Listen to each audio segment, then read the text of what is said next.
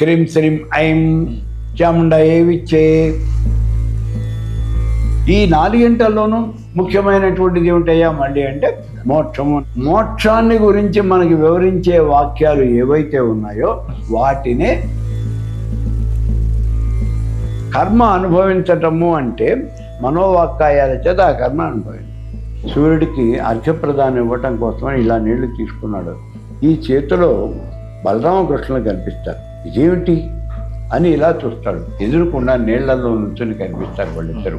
వీళ్ళని రథం మీద కూర్చోమని చెప్పాను కదా అని వెనక్కి తిరుగుతాడు.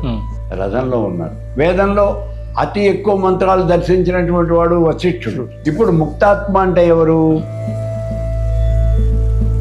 అలాగే బాల్య వివాహాలు తీసుకునేటప్పుడు కూడా దీనికి వేద ప్రమాణం ఉంది, వేదం అంటుంటారు. ఒకవేళ బాల్య వివాహం గనక వేదంలో చెప్పుంటే.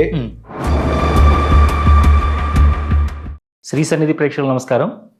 మనం ఎందరో యోగులను, ఎందరో గురువులను, మరెందరో సాధకులను నిత్యం కలుస్తూనే ఉన్నాం. వారి నుంచి అద్భుతమైనటువంటి ఆత్మజ్ఞానాన్ని తీసుకుంటూనే ఉన్నాం. ఈరోజు మన అదృష్టం మనం చేసుకున్నటువంటి పూర్వజన్మ సుకృతం. శ్రీ విద్యా ఉపాసకులుగా వారు ఉపాసన ప్రారంభించి ఆ తర్వాత ఎంతో ఆత్మజ్ఞానాన్ని మనందరికీ పెంచే విధంగా దాదాపు 100 గ్రంథాలని వారి ద్వారా మనకు అందించడం జరిగింది. మరి అలాంటి మహోన్నతమైనటువంటి గురువుగారు డాక్టర్ క్రోబి పార్థసారథి గారు. వారు ఈ రోజున మనకి వారి యొక్క విలువైన సమయాన్ని ఇచ్చారు. ఈ సమయాన్ని ఏమాత్రం వృధా చేయకుండా వెంటనే సత్సంగం ప్రారంభిద్దాం. నమస్కారం గురుగారు. నమస్కారం. అత్యంత రహస్యమైనటువంటి జ్ఞానాన్ని ఒక్కొక్కసారి మీరు అమ్మవారి నుంచి ఏ రూపంలో అందుకుంటారు గురుగారు? అంటే అప్పటిదాకా ఎక్కడ దొరకని జ్ఞానం కదా. దొరకనటువంటి విషయాలు అంటే నాభి విద్య వేశాను నేను. నాభి విద్య అంటే లలితా శాస్త్రంలో మన షోడశ మహామంత్రం అని ఉంటుంది శ్రీ విద్యలో. ఆ షోడశ మహామంత్రంలో 40 మంత్రాలు ఉంటాయి. ఆ 40 మంత్రాల్లో నాభి విద్య అని అంటారు. ఆ నాభి విద్య అంటే ఏమిటో, అసలు నాభి విద్య ఒకటి ఉన్నదనే సంగతి కూడా చాలా మందికి తెలియదు. నాభి విద్య తెలియదు. కాబట్టి ఆ నాభి విద్య అది ఎలా ఉంటుంది, ఏమిటి, దాన్ని ఎలా పారాయణ చేయాలి, ఈ క్రమం అంతా నేను షోడశ మహామంత్ర రహస్యాలు అని, శ్రీ విద్య షోడశ మహామంత్రం దాని రహస్యాలు అని నాభి విద్యాన్ని బ్రాకెట్లో పెట్టి దాని పుస్తకం వేశాను నేను. దాన్ని అత్యంత రహస్యమైనటువంటిది బయటికి తీసుకొచ్చాను. ఇలాంటి కొన్ని విషయాలు నేను వాళ్ళకి తెలియనటువంటి బయటకు తెచ్చాను. ఎక్కడి నుంచి అందుతుంది గురువు? అలాగే చెప్తా ఒక్క విషయం ఇక్కడ మీకు చెప్పేయాలి ముందు. చండీలోనే మనకి చండీ మంత్రం చూడండి. ఐం హ్రీం క్లీం చాముండాయే విచ్చే. ఇది చండీ నవాక్షరి మంత్రం. ఐం హ్రీం క్లీం చాముండాయే విచ్చే. అయితే ఇక్కడ చండీ మంత్రానికి దేవత ఎవరు అంటే మహాకాళి, మహాలక్ష్మి, మహాసరస్వతి స్వరూపిణి చండీ పరదేవత, ఈవిడా దేవత. ఇలా ఉన్నప్పుడు మహాకాళి, మహాలక్ష్మి, మహాసరస్వతి ఆ లైన్ గుర్తు పెట్టుకోండి. అలాగే 13 అధ్యాయాలు అన్నాం. ఈ 13 అధ్యాయాలు కూడా 3 చరిత్రలుగా ఉంటాయి. ప్రథమ చరిత్ర, మధ్యమ చరిత్ర, ఉత్తర చరిత్ర. ప్రథమ చరిత్ర మహాకాళి, మధ్యమ చరిత్ర ఏమో మహాలక్ష్మి, ఉత్తర చరిత్ర మూడోదేమో మహాసరస్వతి. ఇప్పుడు ఇలా చూస్తే మహాకాళి, మహాలక్ష్మి, మహాసరస్వతి ఇది అందులో ఉండేవంటి వరుస.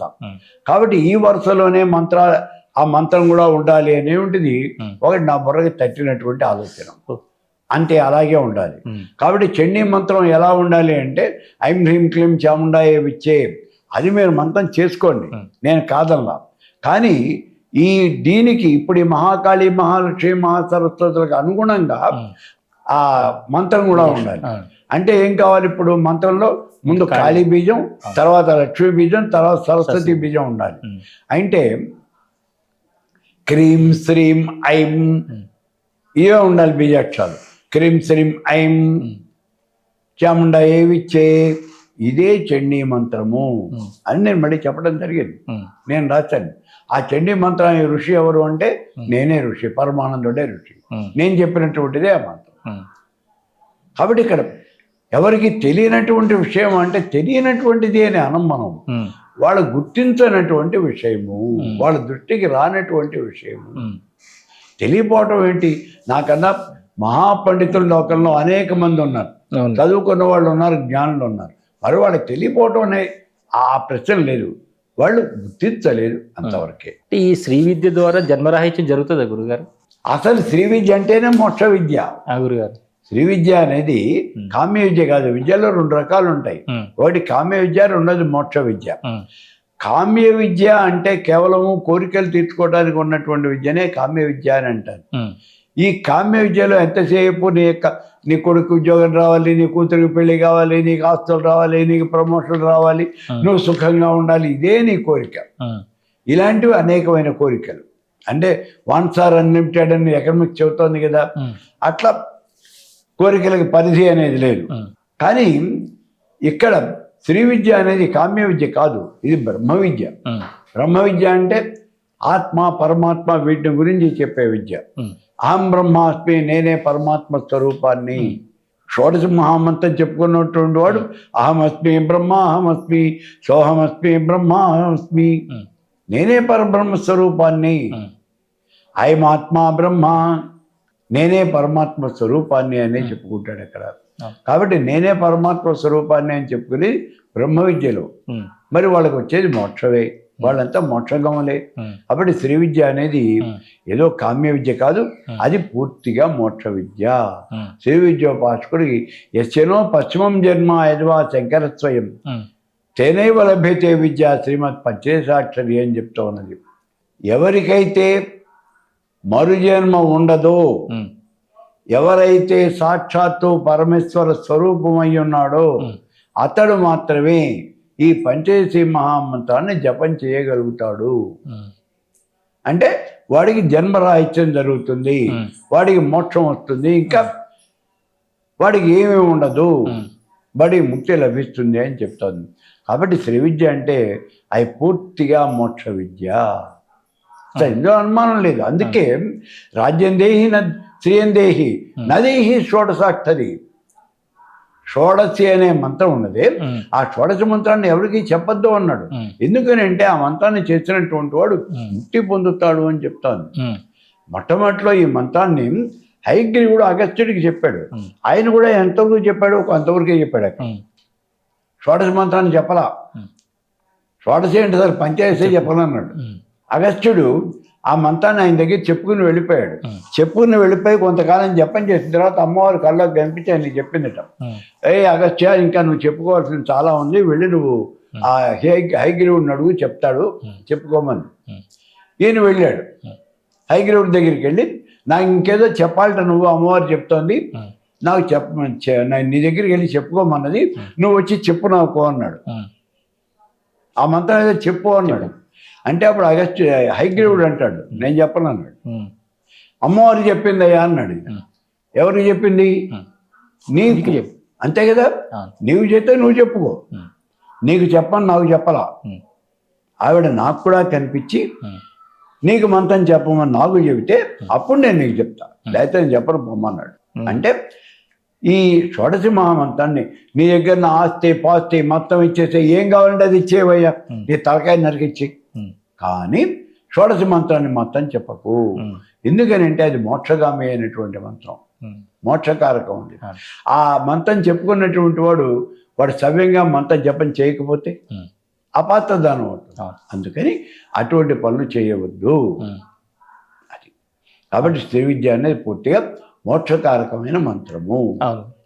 అంటే మీరు మహావాక్యాలు అంటే ఏంటి గురు? మహావాక్యాలలో మీరు ముఖ్యంగా మహావాక్య దర్పణంలో గ్రంథాన్ని కూడా తీసుకొచ్చారు. తత్వమసి అనే వాక్యం మీద శంకరాచార్యులు వారు ఇచ్చిన దాన్ని. మహావాక్యాలు అంటే మనకి వేదాలు 4: ఋగ్వేదం, యజుర్వేదం, సామవేదం, అథర్వణ వేదం. ఈ 4 వేదాలకి కలిపి 1180 ఉపనిషత్తులు ఉన్నాయి అని చెప్తుంది మనకు శాస్త్రం. 1180. ఈ 1180 ఉపనిషత్తులు అంటే ఈ వేదాలకి శాఖలు కూడా 1180. ఒక్కొక్క శాఖకి ఒక్కొక్క ఉపనిషత్తు తరపున 1180 ఉపనిషత్తులు ఉన్నాయి. ఈ 1180 ఉపనిషత్తుల్లోనూ మనకి ప్రస్తుతం 108 ఉపనిషత్తులు మాత్రం ఖచ్చితంగా దొరుకుతున్నాయి. ఎందుకని అంటే ఆ 108 మనకి తెలుసు. విజయవాడలో గర్రె సత్యనారాయణ గుప్తా గారిని ఆయన 108 ఉపనిషత్తులు కలిపి ఆ ఉపనిషత్ సర్వస్వము అని అదో ఒక పుస్తకాన్ని వేశారు. 3 వాల్యూమ్స్గా వేశారు ఆ పుస్తకం. అది మళ్ళీ ప్రింట్ వేస్తూనే ఉన్నారు, అది మనకు వస్తూనే ఉంది. కాబట్టి 108 ఉపనిషత్తులు నమ్మకంగా దొరుకుతున్నాయి. ఈ ఉపనిషత్తుల్లో రకాలు ఉన్నాయి.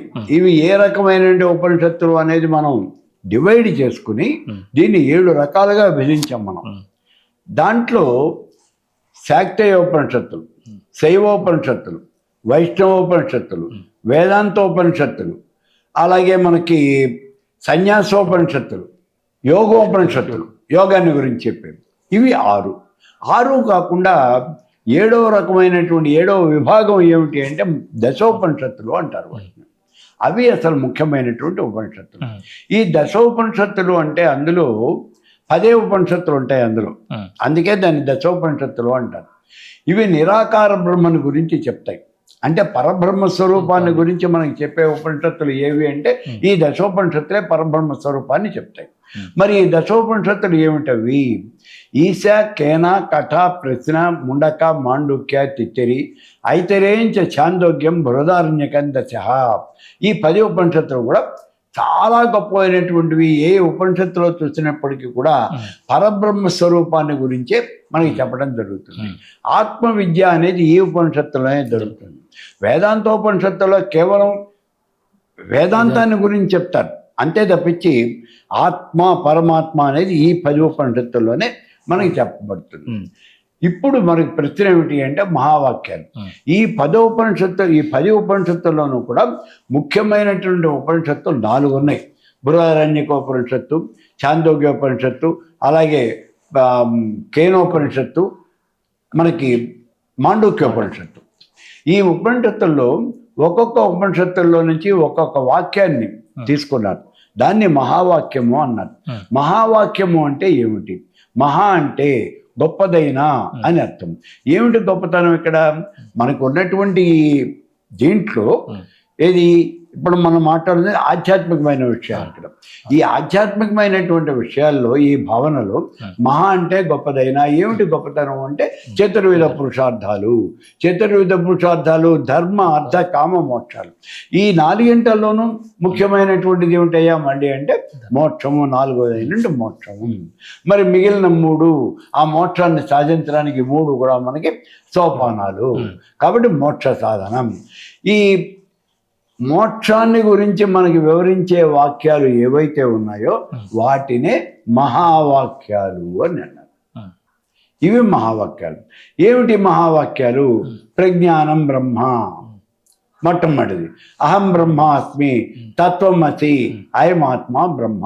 ఈ 4 కూడా మహావాక్యాలు అని మన యొక్క పండితులు, ఋషులు, చదువుకున్నటువంటి వాళ్ళు, పెద్దవాళ్ళు, పూర్వీకులు అంతా కూడా వాళ్ళు నిశ్చయించి మనకి చెప్పినటువంటి మహావాక్యాలు. ఈ మహావాక్యాల అర్థం ఏమిటి అని అంటే అంతా ఒకటే అర్థం. జీవాత్మ పరమాత్మ 2 ఒకటే. ఈ రెండింటి మధ్యన తేడా లేదు, 2 ఒక్కటే. అదే విషయాన్ని చెప్తుంది. అందుకే ఇక్కడ మనకి ముండకోపనిషత్తులో ఒక ఇది చెప్తాడు. సంసారం అనే వృక్షం మీద 2 పక్షులు కూర్చొని ఉన్నాయి. దాని కొమ్మ మీద 2 పక్షులు కూర్చొని ఉన్నాయి. ఆ 2 పక్షులు కూడా చూడటానికి ఒకే ఆకారంలో, ఒకే రూపంలో, ఒకే రంగులో, ఒకే ఎత్తులో అంతా ఒకటిగానే ఉన్నాయి. మరి అయితే 2 ఒకటేనా? కాదు, వేరు వేరు. మరి ఏం చేస్తున్నాయి ఇవి?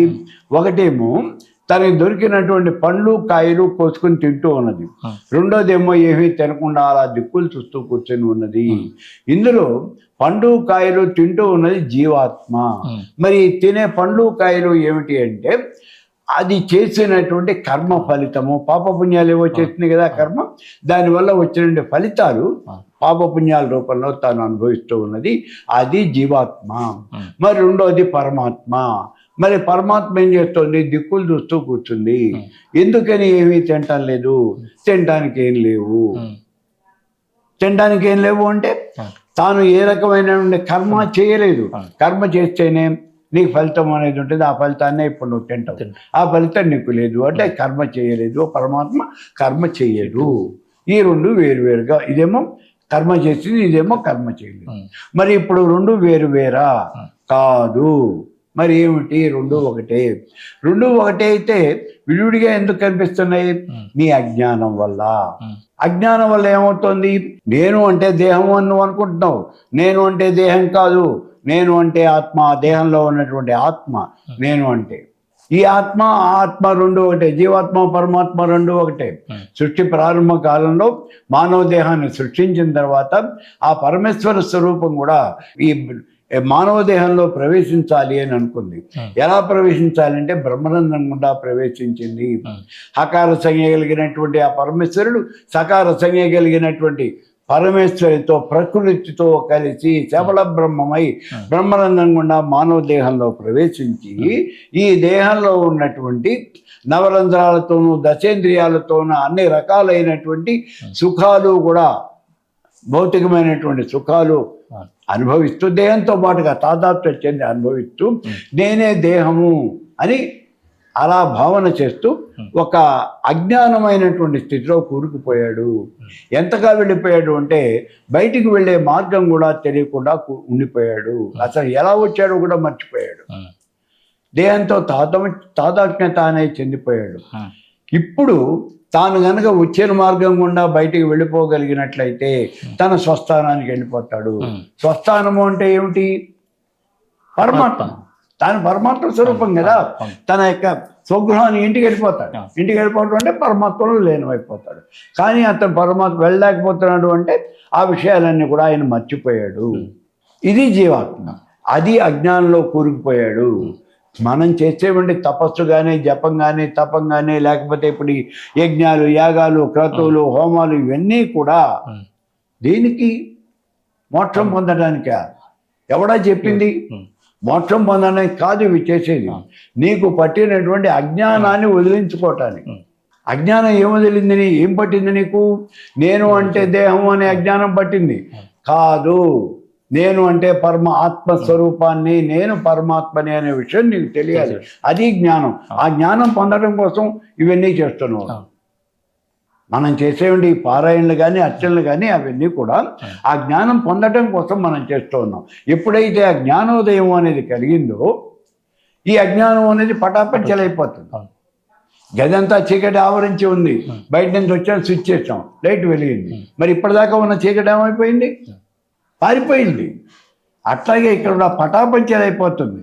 అట్లాగే జ్ఞానోదయం అనేది జరిగిన మరుక్షణంలోనే నీ అజ్ఞానము అనేది పూర్తిగా పటాపంచలైపోతుంది. ఇంకేం మిగలదు. అప్పుడు ఈ దేహంలో ఉన్నటువంటి ఆత్మ, ఆ బయట ఉన్నటువంటి పరమాత్మ అంటే జీవాత్మ పరమాత్మ రెండు ఒకటే అనే విషయం తెలుస్తుంది. ఎప్పుడైతే ఆ విషయం తెలుస్తుందో అప్పుడు చెట్టు మీద రెండు పక్షులు ఉండవు. ఉండేది ఇంకా ఒకటే పక్షి, అదే పరమాత్మ. ఈ విషయాన్ని ఈ మహావాక్యాలన్నీ కూడా వివరిస్తూ ఉంటాయి. ఇక్కడ చాలా విచిత్రమైన విషయం ఏమంటే తత్వమసి అనేది ఒక మహావాక్యం. ఈ 4 మహావాక్యాలు చెప్పుకున్నాం మనం. ఈ 4 మహావాక్యాలను తత్వమసి ఒకటి. తత్వం అసి, ఇందులో 3 పదాలు ఉంటాయి. తత్తు, త్వము, అసి.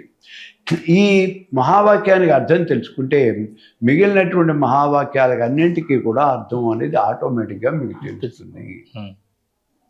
అంటే అన్నింటికీ ఒకటే అర్థం. అందుకని ఈ అర్థం అనేది మనం తెలుసుకోవాలి. తత్వమసి. అసలు ఈ తత్వమసి అనే మహావాక్యం ఎక్కడి నుంచి వచ్చింది? చాందోగ్యోపనిషత్తులో ఉద్దాలకుడు ఆయన పెద్ద మహర్షి, ఆయన ఆత్మజ్ఞాని. ఆయన కుమారుడు శ్వేతకేతువుకి ఆత్మజ్ఞానాన్ని, ఆత్మవిద్యని, బ్రహ్మ విద్యను బోధిస్తూ ఉంటాడు. అలా బోధిస్తూ, ఓ శ్వేతకేతు, ఆకాశంలో సూర్యుడు ప్రకాశిస్తూ ఉన్నాడయ్యా. ఆ సూర్యుడిలో ఏ ప్రకాశం అయితే ఉన్నదో, ఏ తత్వం అయితే ఉన్నదో ఆ తత్వమే నీలో కూడా ఉన్నది. తత్వం అసి. తత్ అంటే అది, అది అంటే పరమాత్మ. త్వం అంటే నువ్వు జీవాత్మ, అసి అయి ఉన్నావు. ఆ పరమాత్మ జీవాత్మ రెండు ఒకటేనయ్యా. అలా ఆకాశంలో చంద్రుడు ప్రకాశిస్తూ ఉన్నాడు, చల్లదనాన్ని ఇస్తున్నాడు. ఆ చంద్రుడిలో ఉన్న చల్లదనం ఏదైతే ఉన్నదో ఆ తత్వమే నీలో ఉన్నది. ఈ పంచభూతాల్లోనూ ఇందులో ఉన్నటువంటి చరాచరములు అంటే ప్రాణం ఉన్నవి, ప్రాణం లేనివి, చలనం ఉన్నవి, చలనం లేనివి, అన్ని రకాలైనటువంటి వస్తువులందు ఏ రకమైనటువంటి తత్వం అయితే ఉన్నదో ఆ తత్వమే నీలో కూడా ఉన్నదయ్యా. నువ్వేం సపరేట్ కాదు, నువ్వు కొత్తవాడే కాదు, అదే నీలో ఉన్నది. తత్వమసి, అదే నువ్వు అయ్యున్నావు అని చెప్తాడు. గురుగీతలో ఈ తత్వమసి అనే దాని మీద 3 శ్లోకాలు కూడా చెప్పబడి ఉంటాయి. తత్పదం దర్శితం ఏనా తస్మై శ్రీ గురువే నమః. ఆ తత్ అనే పదాన్ని అంటే పరమాత్మ అనే పదాన్ని నీకు వివరించి చెప్పేవాడు అతడు నీ గురువు. త్వం పదం దర్శితం ఏనా, త్వం అని అంటే జీవాత్మ అనే పదాన్ని వివరించి చెప్పేవాడు నీ గురువు. అసి పదం దర్శితం ఏనా, ఆ రెండు ఒకటేను అని చెప్పేవాడయ్యా అతడు నీకు పరమ గురువు, ఆయన నీకు మహాగురువు అని చెప్తారు. కాబట్టి గురువు యొక్క శుశ్రూష చేసి ఆ మహావాక్యాల అర్థం మనం తెలుసుకోవాలి.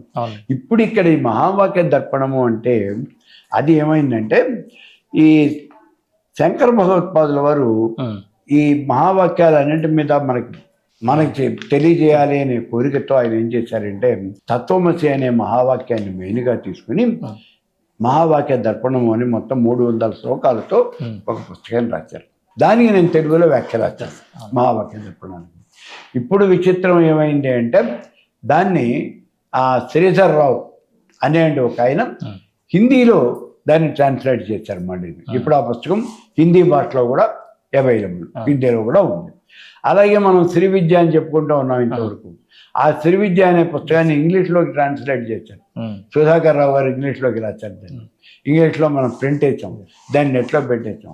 మహావాక్య దర్పణం అనే పుస్తకాన్ని హిందీలోకి రాసాం, అవి ప్రింట్ వేసాం, అది బయట దొరుకుతుంది. అలాగే బ్రహ్మసూత్రాల పుస్తకం కూడా మనం ఇంగ్లీష్లోకి ట్రాన్స్లేట్ చేసాం, అది ఇంకా పుస్తకం పడలేదు. పుస్తకం పడిన తర్వాత దాన్ని కూడా నెట్లో పెట్టేస్తాం, అది అందరికీ అవైలబుల్గా ఉంటుంది. ఇది మహావాక్య దర్పణం అంటే. ఇవన్నీ కూడా ఆ బ్రహ్మసూత్రాలు, ఈ మహావాక్యాలు ఇవన్నీ కూడా ఇంటర్లింక్డ్ సబ్జెక్ట్స్. అంటే వేదంలో ఆఖరిగా చెప్పేది వేదాంతము, దానిలో నుంచి ఉపనిషత్తులు వచ్చినాయి అన్నట్టు. వేదము అనేది 4 భాగాలుగా ఉంటుంది. ఏమిటి అంటే మొట్టమొదటి వేదంలో మొట్టమొదటి పార్ట్లో సూక్తాలు ఉంటాయి, కేవలం మంత్రభాగం ఉంటుంది, సంహిత అంటారు దాన్ని. రెండోది బ్రాహ్మణం, మూడోది అరణ్యకం, నాలుగోది ఉపనిషత్తు. వేదమే 4 భాగాలుగా ఉంటుంది. అందులో ఆఖరు భాగం అది ఉపనిషత్తు అంటే. కాబట్టి ఉపనిషత్తు అంటే వేదంలో చివరి భాగం, అది వేదాంతం. ఇప్పుడు ఏమవుతుందంటే ఈ దీంట్లో ఈ ఉపనిషత్తుల్లో ఈ వేదాంతం కూడా చెప్పబడింది. వేదాంతము అంటే వేదముల యొక్క అంతము అని అర్థం, అది నిజమే. వేదముల యొక్క అంతము అంటే ఇక్కడ ఉపనిషత్తు, ఈ ఉపనిషత్తులే వేదాంతం అనేది. ఇందులో ప్రత్యేకంగా మళ్ళీ మనకి ఇందాక చెప్పుకున్నాం 24 ఉపనిషత్తులు ఉన్నాయి, అవి భక్తు వేదాంతాన్ని గురించి చెప్తాయి. ఆ ఉపనిషత్తులు వేదాంత ఉపనిషత్తులు. ఇవన్నీ కూడా అసలు ఉపాసనా మార్గాన్ని చెప్పేటటువంటి ఉపనిషత్తులు. శాక్తేయ ఉపనిషత్తులు అమ్మవారి యొక్క ఉపాసన, అలాగే శైవోపనిషత్తులు ఈశ్వరోపాసన, వైష్ణవోపనిషత్తులు విష్ణువు యొక్క ఉపాసన. ఆ విష్ణువుకి, శివుడికి, అమ్మవారికి వాళ్ళకి సంబంధించిన మంత్రాలు కానీ, యంత్రాలు కానీ, తంత్రాలు కానీ అవన్నీ అందుబాటులోనే ఉంటాయి. ఓ నమో నారాయణ అయా నారాయణోపనిషత్తు. ఈ నారాయణోపనిషత్తు ఎక్కడ ఉంటుందంటే వైష్ణవోపనిషత్తులో ఉంటుంది. అలాగే ఓం నమ శివాయ ఇవి శైవోపనిషత్తు. అలాగే ఇందాక మనం చెప్పుకున్నాం ఈ పంచదశి మహామంత్రం, ఇది షోడశ మహామంత్రం. ఇవన్నీ కూడా ఆ అమ్మవారి ఉపనిషత్తులో ఉన్నాయి. తిరుపతి తిరుపతి తాపరి ఉపనిషత్తు. అలాగే మనకి ఐం హ్రీం క్లీం చాముండాయ విచ్చే, ఇవన్నీ కూడా ఈ మంత్రాలన్నీ కూడా ఆ ఉపనిషత్తుల్లో ఈ రకంగా దేవతల్ని అర్చన చేయాలి అని వాళ్ళు రాశారు. అయితే ఇక్కడ ఈ ఉపనిషత్తులు మళ్ళీ వేదాల్లో భాగం కాదు, ఇవి సెపరేటు ఋషి ప్రోక్తాలు అనేవి ఒక వాదన అనేది ఉన్నది దాని మీద. ఎందుకంటే ప్రతి ఉపనిషత్తు కూడా ఋషీశ్వరుడు చెప్పిందే. ఇలా కనుక మనం మాట్లాడుకోవాలి అంటే అసలు వేదం కూడా ఋషీశ్వరుడు చెప్పిందే. ఇక వేద మంత్రాలు కూడా దర్శించినటువంటి వాళ్ళు ఎవరు ఉంటే ఋషీశ్వరులే. వేదంలో అతి ఎక్కువ మంత్రాలు దర్శించినటువంటి వాడు వశిష్ఠుడు. కాబట్టి ఏదో ఈ ఋషీశ్వరుడు చెప్పారు కాబట్టి దీన్ని మనం వేదంగా పరిగణించకూడదు అని చెప్పడానికి వీల్లేదు. ఇది ఉపనిషత్తు అంటే. అంటే గురుగారు ఇప్పుడు ముక్తాత్మ ఒకే సమయంలో అనేక చోట్ల దర్శనమిస్తుంది అంటే. వెరీ గుడ్, వెరీ గుడ్, చాలా బాగుంది. ఒక్క దెబ్బకి ఇక్కడి నుంచి బ్రహ్మసూత్రాల్లోకి దూకేసా. మీకు తెలిసి అడిగారో తెలియక అడిగారో నాకు తెలియదు, కానీ ముక్తాత్మ ఒకే సమయంలో అనేక చోట్ల దర్శనమిస్తుందా? అసలు ముక్త పురుషుడు ఎవరు ముందు అది చూద్దాం. ఇప్పుడు ఇందాక మనం ముక్తి మోక్షం అని 2 మాటలు చెప్పుకున్నాం. నేను ముక్తి మోక్షాన్ని గురించి చెప్పడం మొదలు పెడితే మళ్ళీ అది పెద్ద ఉపన్యాసం అయిపోతుంది. సింపుల్గా ఒక్క మాట చెప్పుకుందాం. ఏమిటి అంటే సాకారోపాసన, నిరాకారోపాసన అని మనం చెప్పుకున్నాం ఇందాక. ఈ ఉపాసనలో నిరాకారాన్ని ఉపాసన చేసినటువంటి వాడు మోక్షం పొందుతాడు, సాకారాన్ని ఉపాసన చేసిన వాడు ముక్తి పొందుతాడు. ఇది ఉన్నది.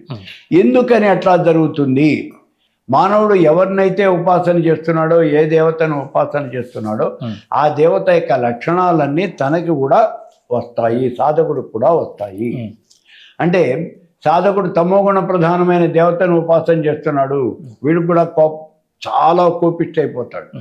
అందుకే నరసింహస్వామి, ప్రత్యంగిర, కాళీ ఇలాంటి దేవతలను ఉపాసన చేసేవాళ్ళు మహా ఉగ్ర రూపంలో ఉంటారు. ఇంకా కొంత లెవెల్ పైకి కనుక వెళ్ళినట్లయితే ఆ దేవతకి మళ్ళీనే వేషం వేసుకుని తిరుగుతూ ఉంటారు వీళ్ళు.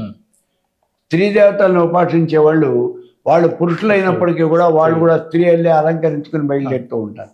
ఇదంతా కూడా ఆ తాదాత్మ్యం చెందటము అనే దాంట్లో ఉంటుంది. అలా తాదాత్మ్యం చెందినప్పుడు ఏమవుతాయంటే మరణానంతరము ఆ దేవతకి ఏ రూపం అయితే ఉన్నదో ఆ రూపాన్ని వాడు పొందుతాడు. అంటే ఈ సాధకుడు నిరాకారాన్ని ఉపాసన చేస్తే నిరాకారం పొందుతాడు, సాకారాన్ని ఉపాసన చేస్తే సాకారం పొందుతాడు. నిరాకారం అంటే ఆకారం లేదు కదా, ఇంకా అక్కడ ఆకారం పొందేదే ఉంది.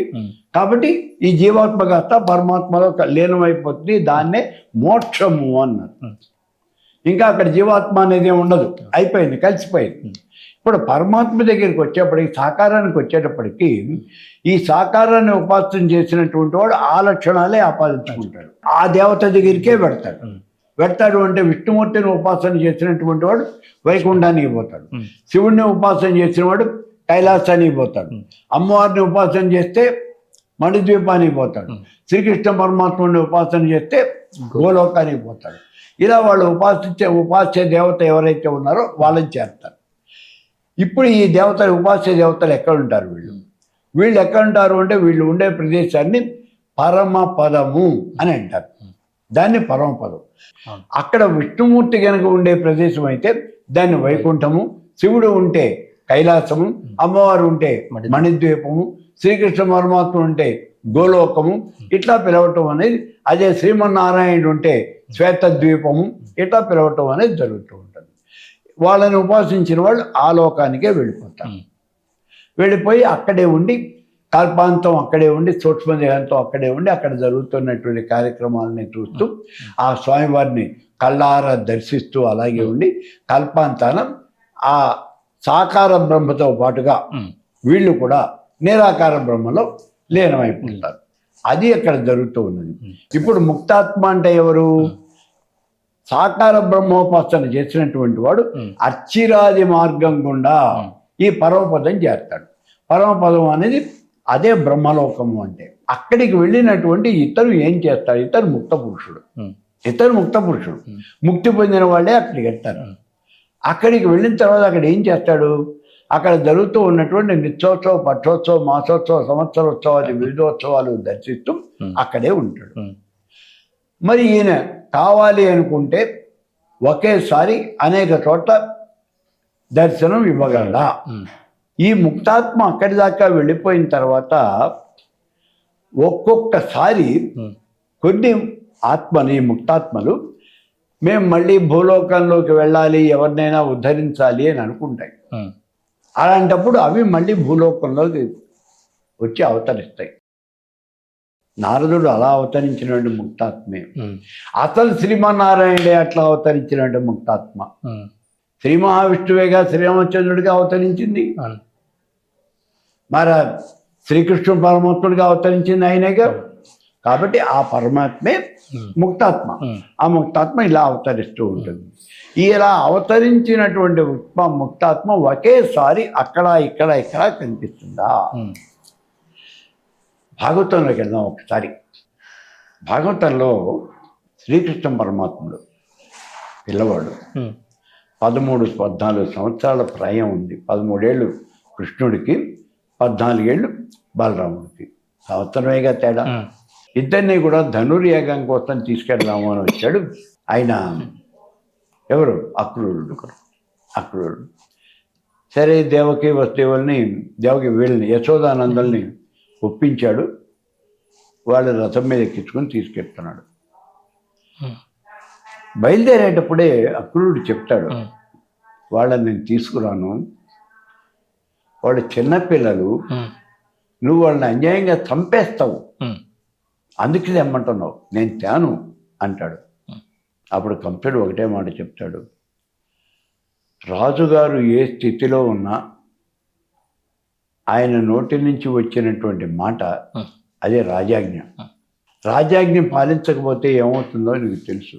నీకు భార్య పిల్లలు వీళ్ళందరూ ఉన్నారు, వాళ్ళందరి పరిస్థితి ఏమవుతుందో నీకు తెలుసు, ఆలోచించుకో అంటాడు.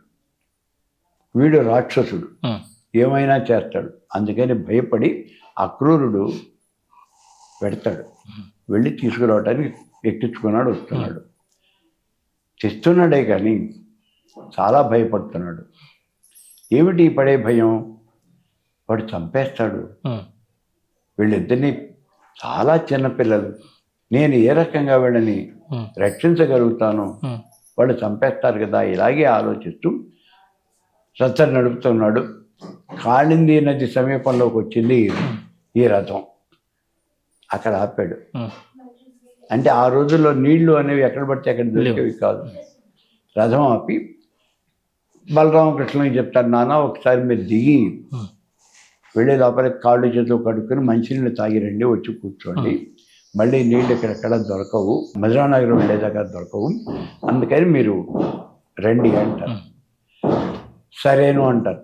వీళ్ళిద్దరూ కూడా వెళ్ళి కాళ్ళు చేతులు కడుక్కొని వస్తారు, కూర్చుంటాడు. ఇది వాళ్ళు వెళ్ళారే కానీ దీని గురించి ఆలోచిస్తున్నాడు, ఏం చేయాలి అని.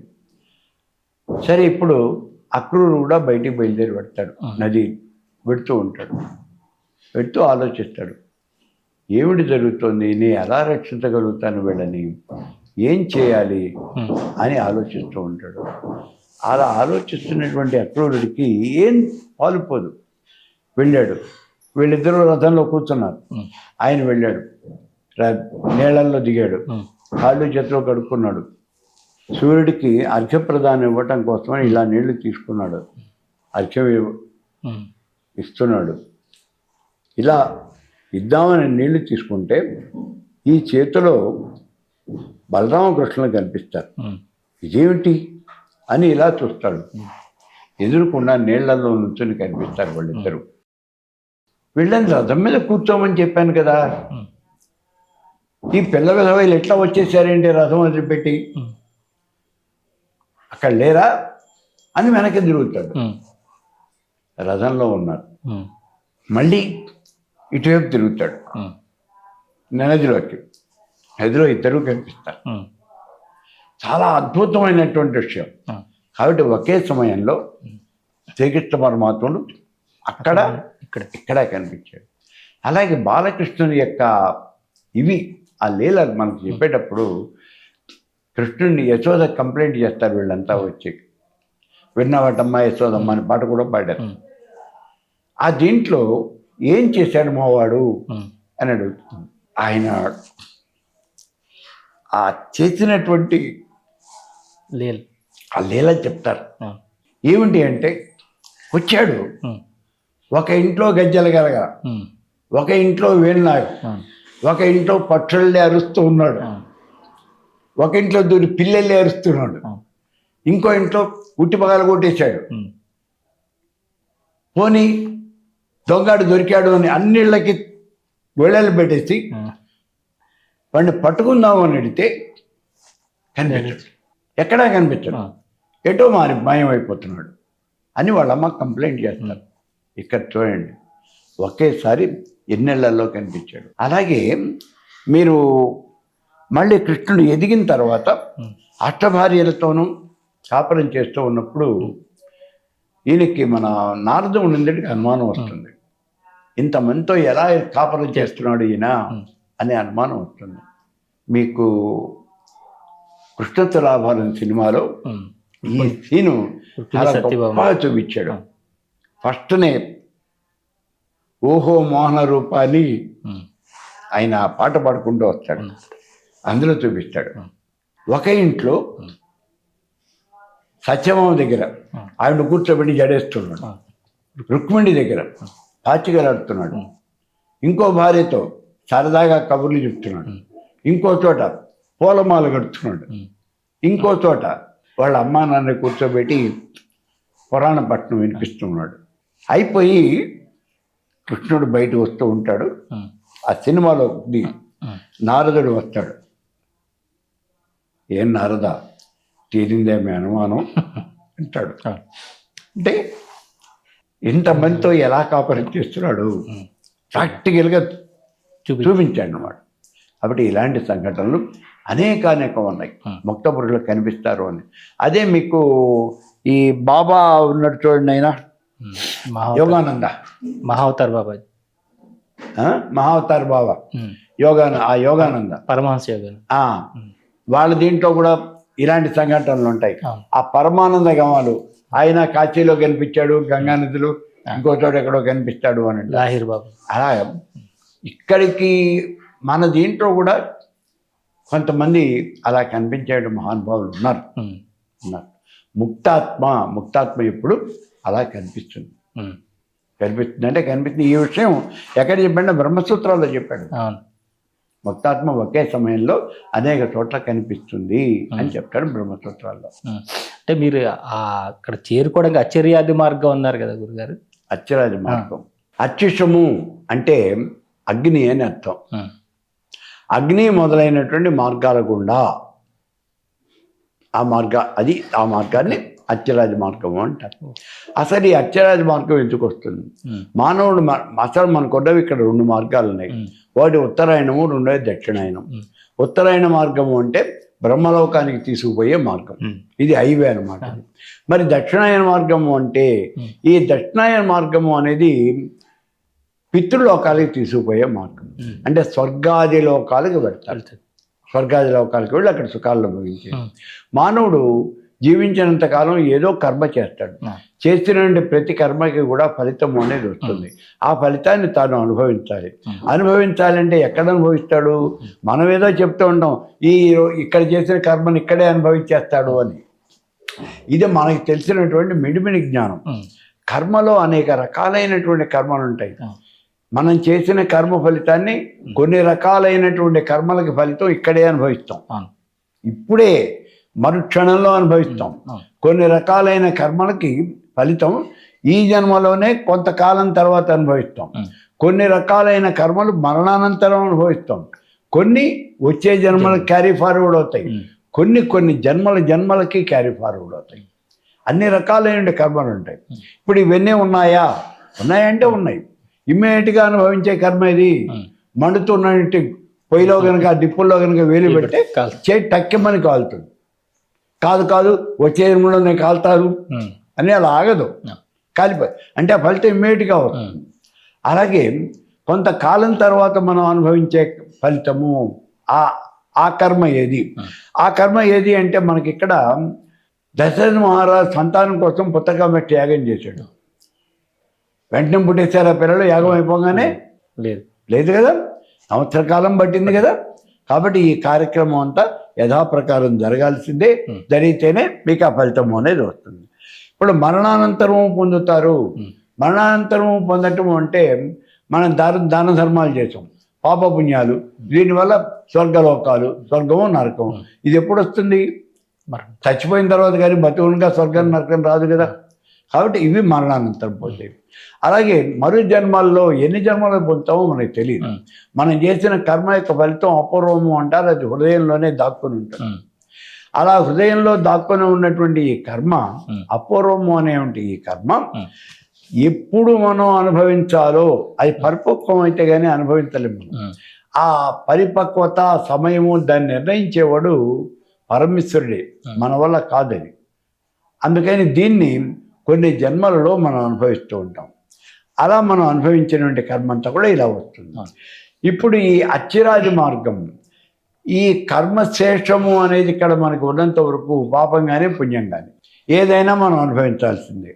ఆ కర్మ ఫలితాన్ని అనుభవించడానికి ఈ భూమి మీద మనం మళ్ళీ జన్మిస్తూ ఉండాలి. అందుకే చెప్పాడు భగవత్పాదుల వారు, పునరభిజన్మం పునరభిమరణం, అలా మనం వస్తూనే ఉంటాం. మరి ఈ అచ్చిరాజ మార్గం అనేది ఎక్కడొస్తుంది?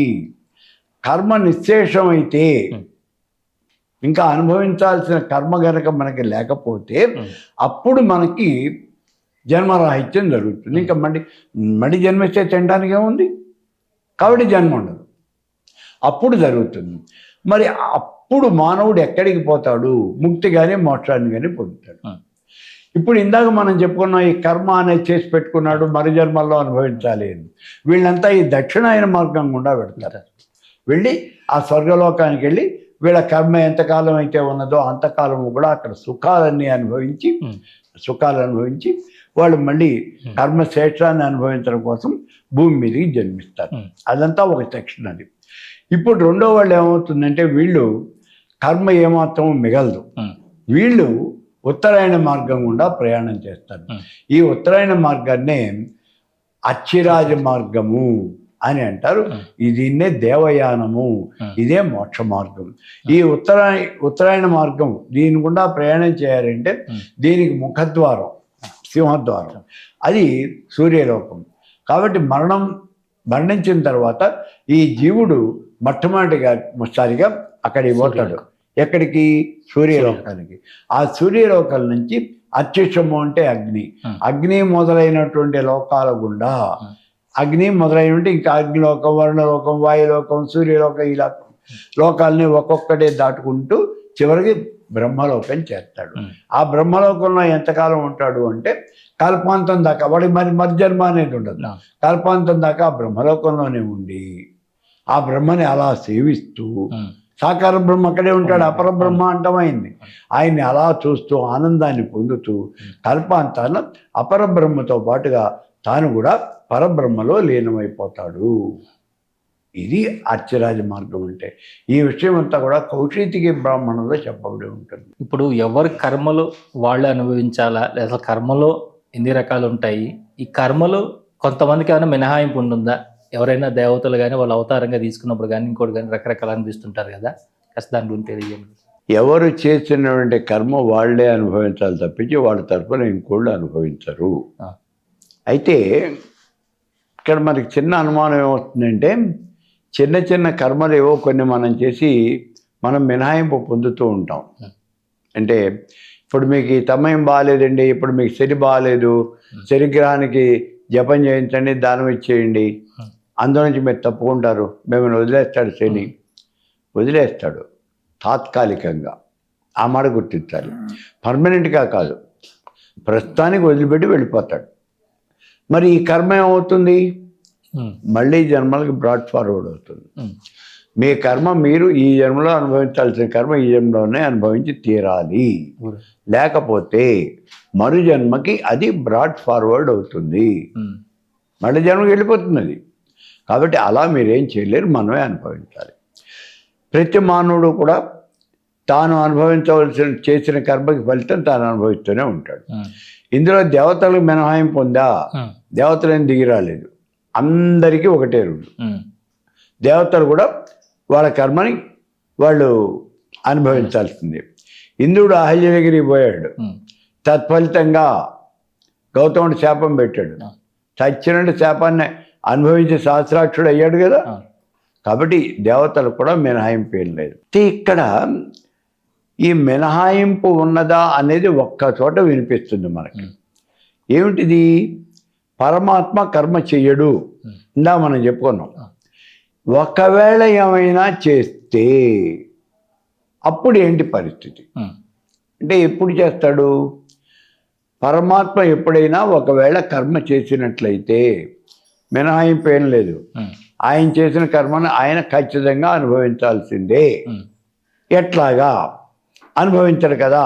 అందులో ఇంకోటి, లోకం కోసం, దేశ రక్షణ కోసం, సమాజం కోసం చేసే కర్మలకి ఫలితం ఉండదు కదా. మరి పరమేశ్వరుడు ఆయన కోసం, సొంత కోసం చేయలేదు కదా, మరి ఆయనకు ఉండదు కదా. ఇది చాలా పెద్ద పరిస్థితి. ఇక్కడ చూడండి, ముందు పరమాత్మ కూడా ఆయన చేసిన కర్మని ఆయనే అనుభవించాలి. వైకుంఠంలో శ్రీ మహావిష్ణువు ఉన్నాడు, ఆయన్నే మనం శ్రీహరి అని అంటాం. ఈ శ్రీహరి అక్కడ వైకుంఠంలో ఉన్నాడు. ఒక రోజున నారదుడు వచ్చాడు అక్కడికి. వచ్చి నారదుడు ఏమంటే భూలోకంలోకి వెళ్ళాడు. ముందు ఏదో ఒక రాజుగారు ఆయన కుమార్తె కనిపించారు. మా అమ్మాయి చాలా బాగుంటుంది. సరే ఈ అమ్మాయి బాగానే ఉంది. నారదుడేమో ఘోటక బ్రహ్మచారి అయినప్పటికీ ఆయన పెళ్లి చేసుకోవాలనిపిస్తుంది. ఈ అమ్మాయిని చేసుకుంటే బాగానే ఉండే అని ఆలోచిస్తాడు. సరే రాజుగారి దగ్గరికి వెళ్ళి, ఏంటి నీ కూతురి పెళ్లి చేయవా అంటాడు. నా కూతురి పెళ్లి చేద్దామని చూస్తున్నానయ్యా, స్వయంవరం వేద్దామని తడుపు చేద్దాం అనుకుంటున్నాను. ఆమెమో శ్రీహరిని తప్పించి ఎవరిని వివాహం చేసుకోను అని అంటోంది అంటాడు రాజు. అవునా అంటాడు. సరే నువ్వు తడుపు వేయించు, స్వయంవరం ప్రకటించు అంటాడు. శ్రీహరిని తప్పించి అమ్మాయి ఎవరిని చేసుకోదు. ఈయనకి అమ్మాయిని చేసుకోవాలనుంది. చేసుకోవాలంటే ఏం చేయాలి? ఇప్పుడు ఈయన శ్రీహరి కావాలి. సరే ఈయనకి తెలిసినటువంటి సోర్స్ ఒకటే, శ్రీహరి వైకుంఠంలో ఉన్నాడు, శ్రీ మహావిష్ణువు. ఆయన దగ్గరికి వెళ్ళాడు. వెళ్ళి, ఓ మహానుభావ, నాకు శ్రీహరి రూపం ఇవ్వు, హరి రూపం నాకు ఇవ్వు, ఫలానా రాకుమార్తె, ఆవిడ పేరు రమాదేవి, ఆ రమాదేవిని నేను వివాహం చేసుకుంటాను, నాకు ఇవ్వు అన్నాడు. సరే ఇచ్చాను పో అన్నాడు ఆయన. హరి రూపం నీకు ఇచ్చాను అన్నాడు. సరే ఈయన వచ్చేసాడు. రాజుగారేమో స్వయంవరం ప్రకటించాడు. స్వయంవరానికి అందరూ వచ్చారు. అందరితో పాటు ఈయన కూడా వెళ్ళాడు. నారదుడు కూడా ముందు వరుసలోనే కూర్చున్నాడు. వెనక వరుసలో అయితే మళ్ళీ ఆవిడ రాదేమో, ఆ పొలమాల వరమాల తన మెళ్ళ వేయదేమో అని ముందు వరుసలో అందుబాటులో కూర్చున్నాడు, ఆవిడ చేతికి అందేట్టుగా. సరే కూర్చున్నాడు. ఆవిడ వరమాల పట్టుకుని, ఇచ్చా స్వయంవరం కదా, వరమాల పట్టుకుని అట్లా తిరుగుతోంది. చిరకత్తలు చెప్తారు, ఈయన ఫలానా రాకుమారుడు, ఈయన ఫలానా రాకుమారుడు అని చెప్తూ ఉన్నారు. ఈయన దగ్గరికి వచ్చేప్పుడు నారదుడు అని చెప్పారు. నారదుడు నేనేను అన్నట్టుగా ఇట్లా మెడతాడు, బాగా తప్పుతాడు. ఆ దగ్గరికి వెళ్ళిపోయేట్టుగా మళ్ళీ పొరపాటున ఏమన్నా వేయకపోతుందేమో అని మెడ బాగా చాపాడు. ఆవిడ మొహం తిప్పుకుని చేతిలో పక్క తిప్పుకుని వెళ్ళిపోతుంది. చాలా కోపం వస్తుంది. హరి వివాహం చేసుకుంటానని చెప్పింది, అంటే హరిగానే వచ్చాను కదా, ఎందుకు నన్ను పెళ్లి చేసుకోలేదు అని కోపం వస్తుంది. అసలు ముందు ఆ సభకి వచ్చిన వాళ్ళంతా ఈయన్ని గెయిల్ చేస్తారు. ముందు వాళ్ళు ఏదో నవ్వుతున్నారు అనుకుంటాడు, ఏం పట్టించుకోడు. ఇంకా నవ్వుతున్నారు. నవ్వుతుంటే ఎందుకు నన్ను చూసి నవ్వుతున్నారు అంటాడు. నీ మొహం ఎప్పుడో నువ్వు చూసుకున్నావా? నీటి కొలంలో ఒకసారి నీ మొహం చూసుకో, నువ్వేమిటో తెలుస్తుంది అంటారు. ఆయన వెళ్ళి అక్కడ నీళ్ళ కొలంలో, అప్పుడు అద్దాలు లేవు కదా, అందుకని నీళ్ళ కొలంలో తన మొహం ప్రతిబింబాన్ని చూసుకున్నాడు. అప్పుడు తెలుస్తుంది తన మొహం కోతిమొహంగా ఉంది. కోతిమొహం ఎందుకు వచ్చింది? వాడు చేశాడు. ఎవడు? ఆ శ్రీ మహావిష్ణువు, ఆ దొంగాడు వాడు చేశాడు. నేను హరి రూపం ఇమ్మంటే నాకు కోతి రూపం ఇచ్చాడు. ఉండు వీడు పని చెప్తాను అని పిచ్చి కోపం వచ్చేస్తుంది. తన వివాహం అయిపోయింది కదా, మహాకోపంతో వైకుంఠానికి వెళ్ళిపోయాడు. పిలిచాడు, ఏమయ్యా శ్రీహరి అని. ఏమిటి? నువ్వు హరి రూపం ఇమ్మని అడిగాను, నాకు కోతి రూపం ఇచ్చావంటాడు. నువ్వు హరి రూపం ఇమ్మని అడిగావు, నేను హరి రూపమే కదా ఇచ్చాను అంటాడు. హరి అంటే కోతి అని అర్థం, హరి అంటే విష్ణువు అని అర్థం, హరి అంటే కోతి అని అర్థం. కాబట్టి కోతి రూపం ఇచ్చాడు ఆయన. దాంతో ఏం మాట్లాడలేక నారదుడికి విపరీతమైన కోపం వస్తుంది. చూడు నిన్నేం చేస్తాను అంటాడు. ఎవరిని? శ్రీ మహావిష్ణువుని. సామాన్యుడైనటువంటి నారదుడు అంటాడు, నువ్వు నిన్నేం చేస్తాను అంటాడు. ఆయన నోరు తెచ్చుకుని చూస్తూ ఉంటాడు. నాకు ఈ జన్మలో వివాహం కాకుండా, నాకు భార్య లేకుండా చేసావు కాబట్టి నువ్వు భూలోకంలోకి వెళ్ళి నరుడుగా జన్మించు. నీ భార్యను ఓ రాక్షసుడు ఎత్తుకుపోతాడు. అప్పుడు ఈ కోతి మూకల సహాయంతోనే నీ భార్యను నువ్వు రక్షించుకుంటావు పో అంటాడు. శాపం పెట్టేశాడు, వెళ్ళిపోయాడు. ఆ శాపం కారణంగానే శ్రీహరి రామావతారం ఇచ్చాడు. దశరథనందనుడుగా జన్మించాడు. ఈయన భార్యని రావణపురం ఎత్తుకుపోయాడు. మరి కోతిమూకంగానే. కాబట్టి ఇక్కడ దేవతలైనా సరే తాము చేసిన కర్మ యొక్క ఫలితాన్ని తాము అనుభవించారా లేదా? సాక్షాత్తు శ్రీ మహావిష్ణువే అనుభవించాడుగా. అయిపోయింది. అవతరించి ముక్తాత్మ ఈ భూమి మీద అవతరించినప్పుడు ఒకవేళ ఏదైనా కారణం చేత వాళ్ళు కనుక ఏదైనా కర్మ చేస్తే ఆ కర్మ ఫలితాన్ని వాళ్ళు అనుభవించాలా మళ్ళీ అనుమానం. ఇప్పుడు రామావతారం ఎత్తాడు ఆయన. రామావతారంలో ఏం చేశాడు? చెట్టు చాటు నుంచి వాళ్ళని కొట్టాడు. అది ధర్మమా? కాదు. కాబట్టి మళ్ళీ జన్మెత్తాల్సి వచ్చింది. కృష్ణుడిగా జన్మెత్తి ఎప్పుడు మళ్ళీ యుగంలో. ఆ కర్మ ఫలితం ఎప్పటికి వచ్చిందో చూడండి, మళ్ళీ యుగానికి ట్రాన్స్ఫర్ అయింది. అది ద్వాపర యుగాల్లో ఆయన కృష్ణుడిగా జన్మించి ఈ వారి బోయేవాడుగా జన్మించి, ఈ బోయేవాడు బాణం పెట్టి కొడితే అది ఆ కృష్ణుడి బట్టు మీదకి తగిలి అప్పుడు ఆయన అవతార పరిసమాప్తి అనేది అయింది.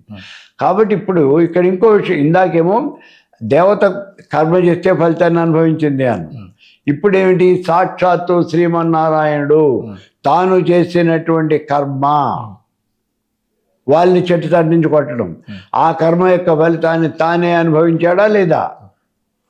సత్యనంటే అనుభవించాడు. సరే, శ్రీకృష్ణుడిగా జన్మించాడు.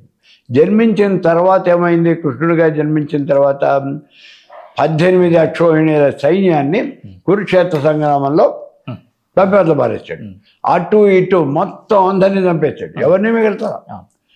చంపేశాడు. గాంధారి చూసింది, ఏమిరా యుద్ధం పూర్తి చేసావా అంది. చేశానత్తా అన్నాడు.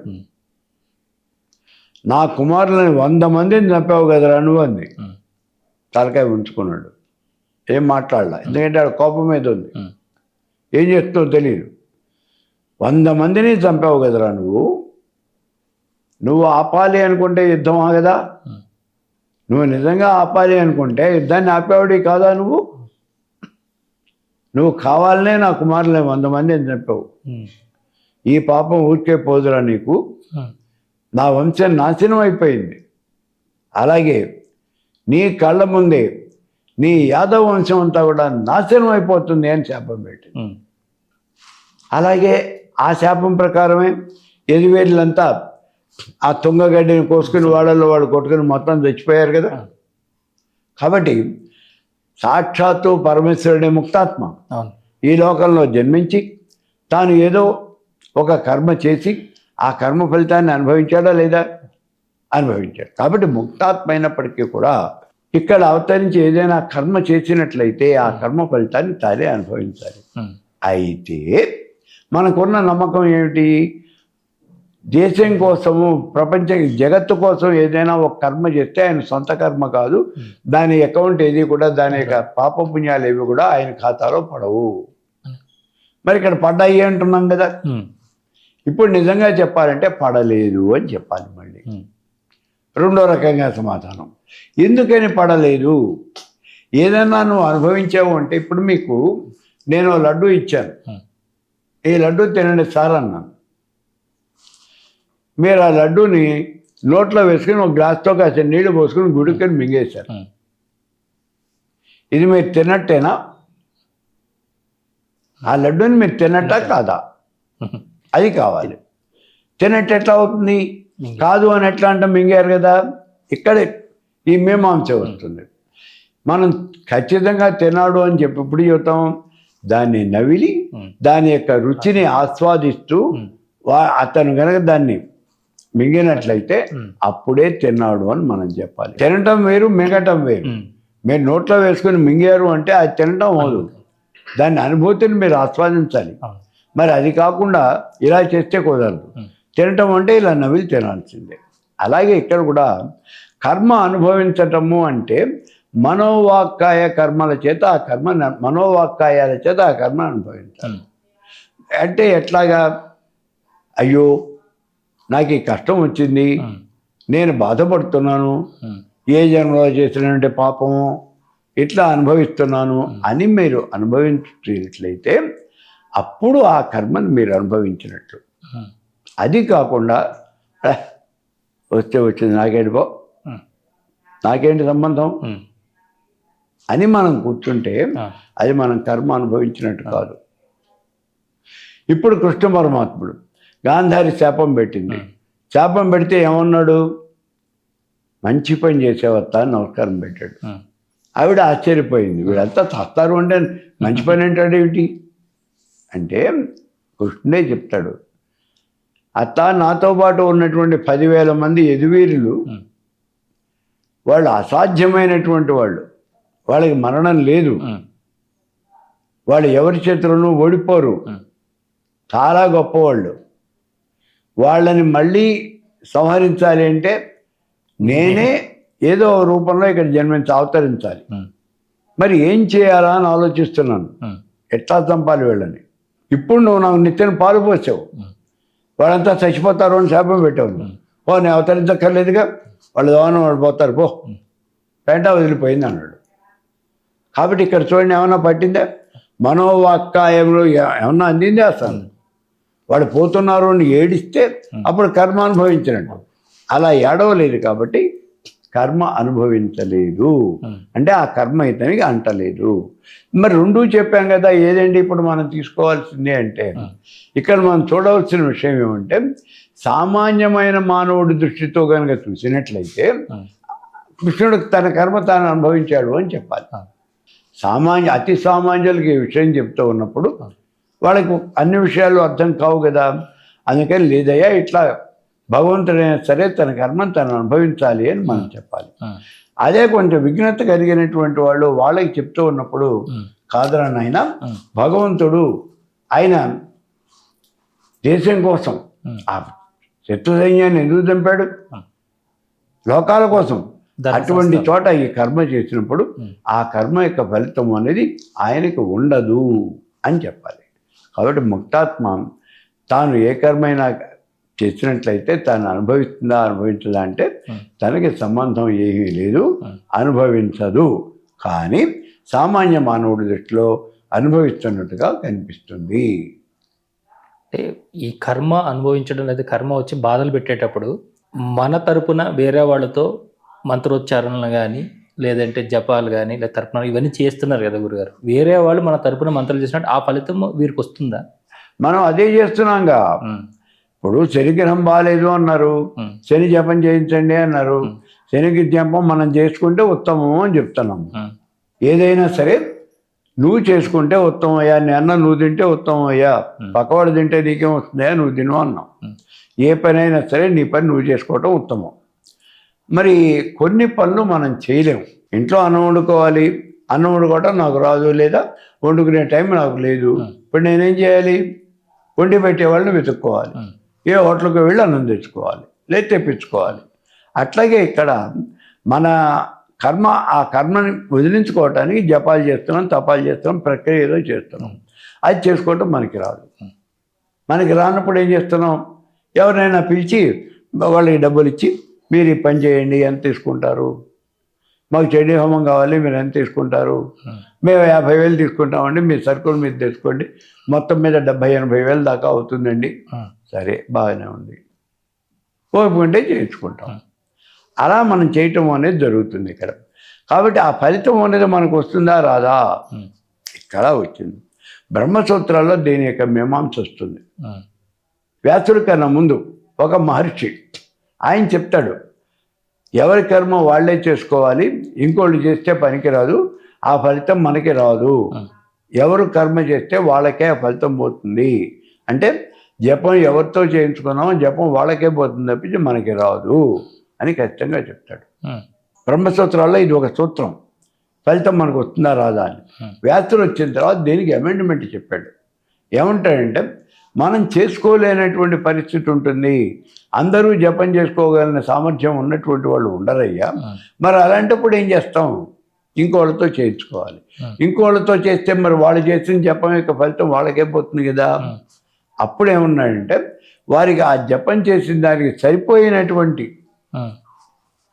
ధనాన్ని ఇచ్చి, ధనేతరం ఏదో ఒకటి అలా ఇచ్చి, నువ్వు కనుక వాటితో జపం చేయకుంటే అప్పుడు నీకు ఆ ఫలితం వస్తుంది అన్నాడు. అంటే ఏం చేయాలి? ఇప్పుడు ఆ జపం చేస్తే వాడికి రోజుకు 500, 1000 రూపాయలు, 4000, 5000 మీరు ముందే మాట్లాడుకుని, ఇన్ని రోజులు నాకు జపం చేయండి, రోజుకి ఎంత ఇస్తాను, లేకపోతే ఇన్ని వేలు జపం చేయండి, ఇంత ఇస్తాను అని ముందే మాట్లాడుకుని వాడు నీకు జపం చేస్తాడు. చేసిన దానికి నువ్వు వాడికి డబ్బులు ఇవ్వాలి. అలా అయితే మన యొక్క జపం ఆ ఫలితం అనేది మనకి వస్తుంది అని చెప్తాడు. కాబట్టి ఇక్కడ ఎవరైనా జపం చేస్తే ఫలితం మనకు వస్తుందంటే తప్పకుండా వస్తుంది, కానీ వాడికి సరిపోయినటువంటి మొత్తాన్ని ఇవ్వాలి. ఇక్కడే ఒక చిన్న ఉదాహరణ మనం చూడాలి. మనకి తెలిసిన వాళ్ళ దగ్గర మనం పోయి కూర్చుని జపం చేయించేసుకొని, లేకపోతే హోమం చేయించేసుకొని వాడి చేతి ఒట్టిగా చేయించకూడదు అన్నారండి అని 100 రూపాయలు వాడి చేతిలో పెట్టి వెళ్ళిపోతే ఇప్పుడు నువ్వు డబ్బులు ఇచ్చినట్ట ఇవ్వనట్ట, ఇవ్వనట్టే, డబ్బులు ఇవ్వనట్టే. కాబట్టి ఏదో నువ్వు మా ముఖ ప్రీతి కోసం 100 రూపాయలు అక్కడ వాడి చేతిలో పెట్టేసి నేను వెళ్ళిపోయానండి, అమ్మయ్య నా ఫలితం నాకు వచ్చిందండి, ఇలాంటి వేషాలు పనికిరావు.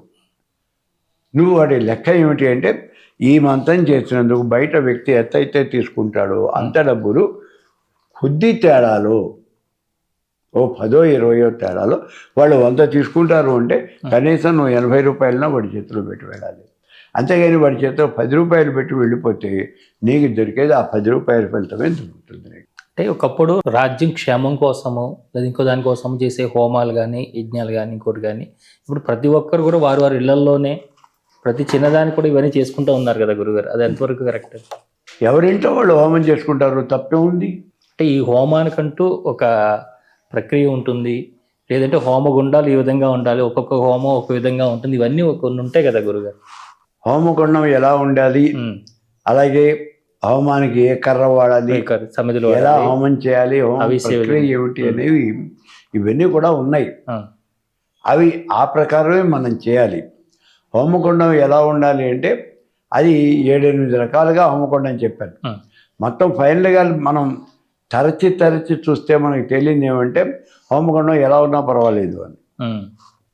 హోమగుండం వృత్తాకారంలో గుండ్రంగా ఉంటుంది, 4 పలకలుగా ఉంటుంది, దీర్ఘ చతురస్రం ఉంటుంది, త్రికోణాకారంలో ఉంటుంది, షట్కోణంలో ఉంటుంది, అష్టకోణంలో ఉంటుంది, అష్టదళంలో ఉంటుంది, ఇలా అనేక రకాలుగా ఉన్నాయి, అనేక రకాలుగా. కాబట్టి ఏ రకమైన గుండంలో అయినా మీరు హోమం చేయొచ్చు. కానీ కొన్ని దేవతలకి కొన్ని హోమాలు ప్రత్యేకంగా కొన్ని హోమగుండాలే చెప్పబడ్డాయి. ఇప్పుడు షట్కోణం అంటే సుబ్రహ్మణ్యానికే చెప్పాలి, అష్టకోణము లక్ష్మీదేవి హోమాలు చేయడానికి చెప్పాలి, త్రికోణము అమ్మవారి హోమాలు చేయడానికి చెప్పాలి, ఇలా ప్రత్యేకంగా ఉన్నాయి.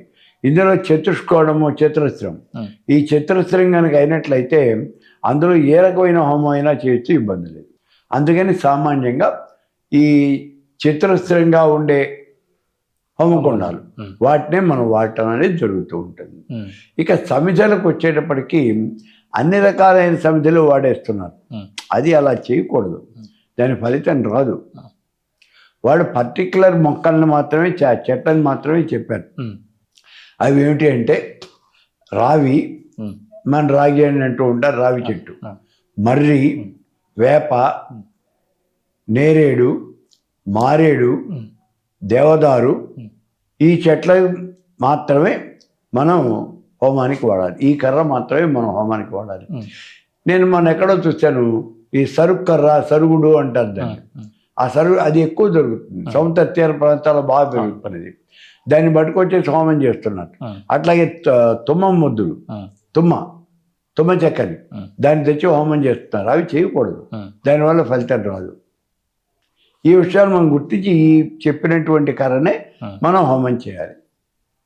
అయితే ఇందాక చెప్పాను, ఆ హోమగుండాలు ఇలాగే ఉండాలి అంటే భండాసుర వధలో కనుక వెళ్ళినట్లయితే అక్కడ మహాకామేశ్వరుడు ఆవిర్భవించి ఆయన మొత్తం ప్రకృతిని అంతా హోమం చేస్తాడు. అప్పుడు ఏం చేస్తాడు అంటే లవణ సముద్రాన్నే హోమగుండంగా మార్చేస్తాడు.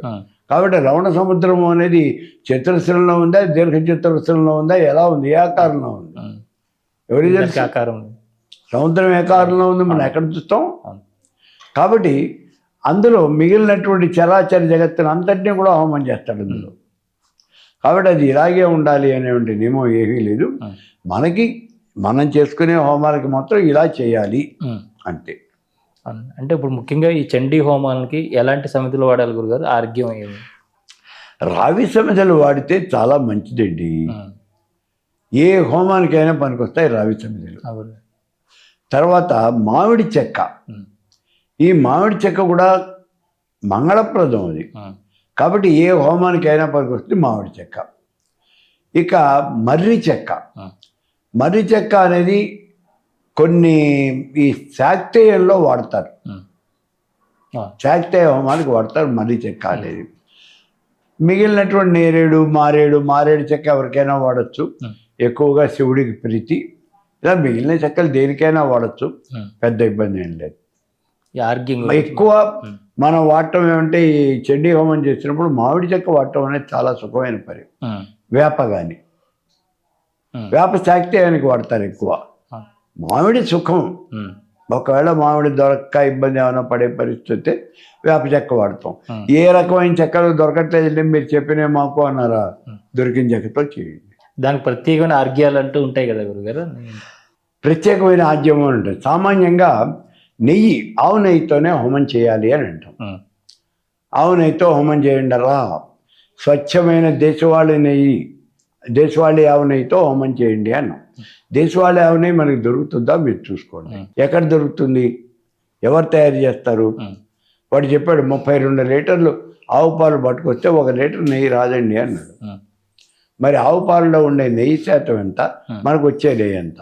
కాబట్టి దేశవాళీ నెయ్యి, ఆవుల నెయ్యి రావటం అనేది జరిగే పని కాదు. ఉమ్, ఇక రెండోది ఏమిటి అంటే ఈ జెర్సీ ఆవులు, ఈ ఆవుల యొక్క నెయ్యి ఇది కొంచెం ఎక్కువ వస్తుంది. ఉమ్, అందుకని ఆ నెయ్యి వాడుతున్నాం. మరి జెర్సీ ఆవుల నెయ్యి వాడుతున్నాం. పోనీ ఆవు నెయ్యి ఎత్తేసేద్దాం. దేంతో చేద్దాం మరి? కొబ్బరి నూనె, విప్ప నూనె, నువ్వుల నూనె ఇవి ఏమైనా చేయొచ్చు. ఎందుకంటే ఇవన్నీ హోమంలో వేస్తాం కదా, వీటిని చేయొచ్చు మనం. కొబ్బరి నూనె అది కూడా కల్తీ కలుపుతున్నారు కదా, అదే ప్రాబ్లం అయిపోతుంది. ఉమ్, నువ్వుల నూనె ఫుల్ కల్తీ. అలా కల్తీ లేనిది దేంట్లో? విప్ప నూనె కొంతవరకు కల్తీ ఉండదు. ఎందుకంటే అదే తక్కువ రేటు, దానికన్నా తక్కువ రేటువి ఉన్నాయి. ఆ దీపారాధన నూనెలో వస్తూ ఉంటాయి. అవి దేంతో తయారు చేస్తాడో వాడికే తెలియదు. కాబట్టి మనం కల్తీ లేనటువంటి ఏ వస్తువుతో హోమం చేసినప్పటికీ ఉపయోగమే. అవును. ఆవు నెయ్యి అనేది మనకేం దొరకదు, అది అంతా ప్యూర్ కల్తీగా ఉంది. గురుగారు, ఇప్పుడు మీరు ఎవరికొకరు మంత్ర దీక్ష ఇస్తారు గురుగారు. ఈ మంత్రాన్ని ఎంతసేపట్లో చెప్పాలి, ఎంత జపం చేయాలని? ఏ మంత్రాన్ని? పంచదశి మహామంత్రాన్ని. ఏ మంత్రాన్నైనా మనం లెక్క పెట్టుకోవాలి. అక్షరాలు ఎలా పలకాలి అనేది ఒక పద్ధతి ఉంది. తైత్రీయోపనిషత్తులో శిక్షావల్లి అని ఉంది. ఆ శిక్షావల్లిలో చెప్తాడు అక్షరాన్ని ఎలా పలకాలి. ఉదాత్తము, అనుదాత్తము, స్వరితము, దీర్ఘస్వరితము, పులతము అని 5 రకాలుగా చెప్తారు అక్షరాలని. అవి జాగ్రత్తగా పలకాలి మనం. వేద మంత్రాలు చదివేటప్పుడు ఇంకా చాలా జాగ్రత్తగా చూడాలి. తర్వాత వేద మంత్రాల్లో మనకి మామూలుగా అక్షరాలు వచ్చేటువంటి హ్రస్వము, దీర్ఘము, హృతము అని వస్తాయి. హ్రస్వము, దీర్ఘము, హృతము ఇలా ఈ అక్షరాలు వీటన్నింటినీ దృష్టిలో పెట్టుకుని తర్వాత అచ్చులు, వ్యంజనములు అంటే హల్లులు వీటన్నింటినీ దృష్టిలో పెట్టుకుని అక్షరం ఎంతసేపట్లో పలకాలి అనే విషయాన్ని వాళ్ళు నిర్ణయం చేశారు. ఎలా అవుతుంది అంటే ఒక మాత్ర అన్నాడు. ఒక అక్షరాన్ని పలకటానికి అవసరమైనటువంటి ఆ సమయాన్ని మనకి తెలియచేసేది మాత్ర. ఏదైనా ఒక అక్షరాన్ని మాత్రకాలంలో పలకాలి. ఇప్పుడు ఈ పలకటానికి రూల్స్ ఏమన్నా ఉన్నాయా? వ్యంజనములు అంటే హల్లులు, హల్లు కానీ బిందువు అంటే 0 ఈ రెండింటిని పలకటానికి అర్ధమాత్ర. అలాగే ఇప్పుడు అచ్చు పలకటానికి ఆ ఒక మాత్ర, ఆ 2 మాత్రలు. పృతము అంటే కింద నుంచి పైకి, పైనుంచి కిందకి అంటే ఓ ఓ అలా 3 రకాల స్వరాలు సౌండ్లు వినిపిస్తాయి అందులో. అలా వచ్చినటువంటి దానికి 3 మాత్రలు. ఇలా సమయాన్ని కేటాయించడం జరిగింది. దీన్ని బట్టి మనం పలకబోయే మంత్రంలో ఎన్ని అక్షరాలు ఉన్నాయో దానికి ఎంత సమయం కేటాయించాలో మనం నిర్ణయం చేసుకోవాలి. ఇప్పుడు మనకి ఇంపార్టెంట్ అయినటువంటిది ఏమిటి ఇక్కడ? పంచదశి మంత్రం. కాబట్టి పంచదశి మహామంత్రం పలకటానికి ఎంత సమయం పడుతుంది అనే విషయాన్ని చూద్దాం. ఈ చూసే ముందు మనకి శరీరంలో సూక్ష్మ చక్రాలు అని ఉన్నాయి. శరీరంలో షట్చక్రాలు అన్నాం మనం. అసలు మొత్తం చక్రాలు 19 చక్రాలు అని చెప్పాడు.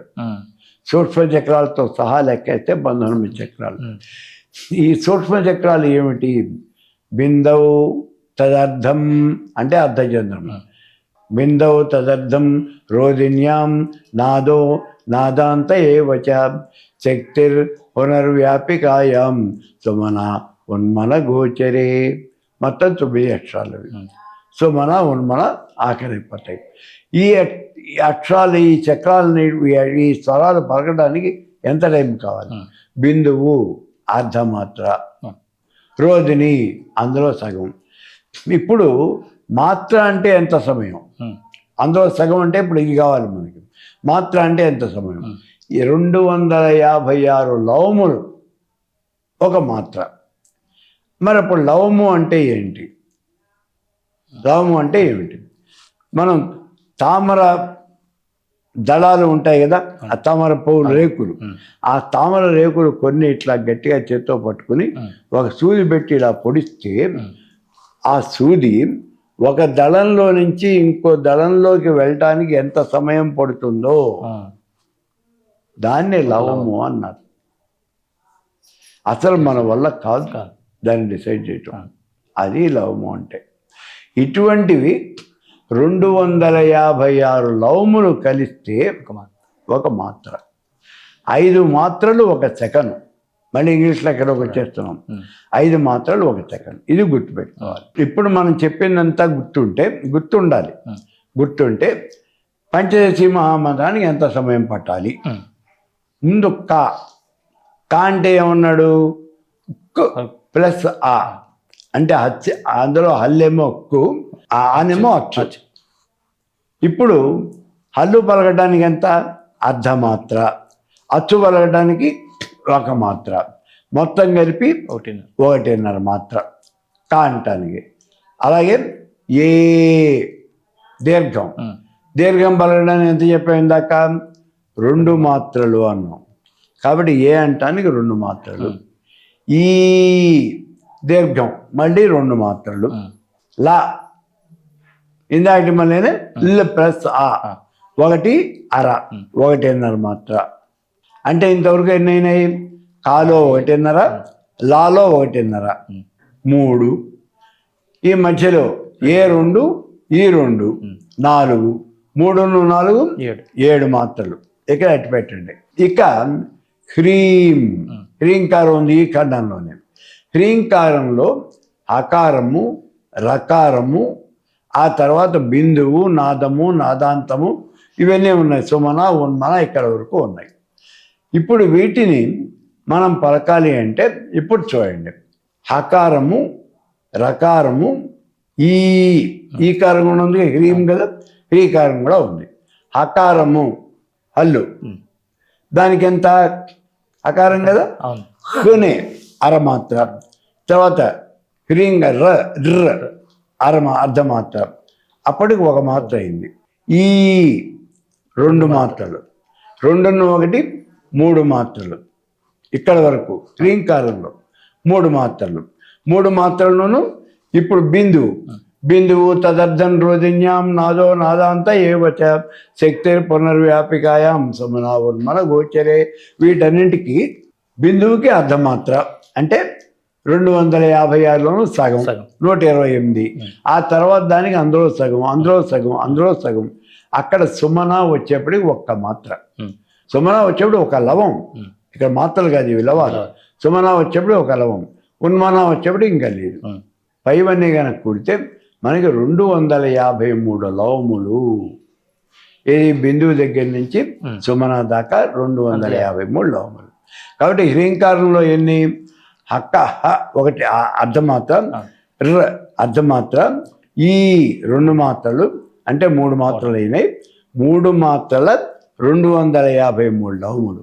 253 లవములు అంటే ఇంకో 3 లవములు కలిపితే ఇంకో మాత్ర అవుతుంది. కాబట్టి ఇక్కడ అవి 3 253 1 వేసేద్దాం 4. 3 లవములు తక్కువగా 4 మాత్రలు.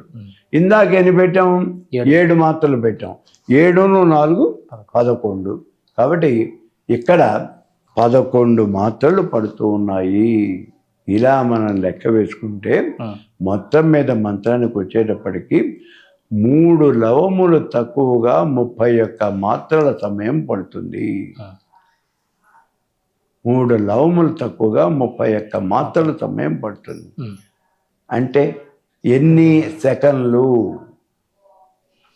ఇందాక చెప్పుకున్నాం 5 మాత్రలు అంటే 1 సెకండ్ అన్నాం.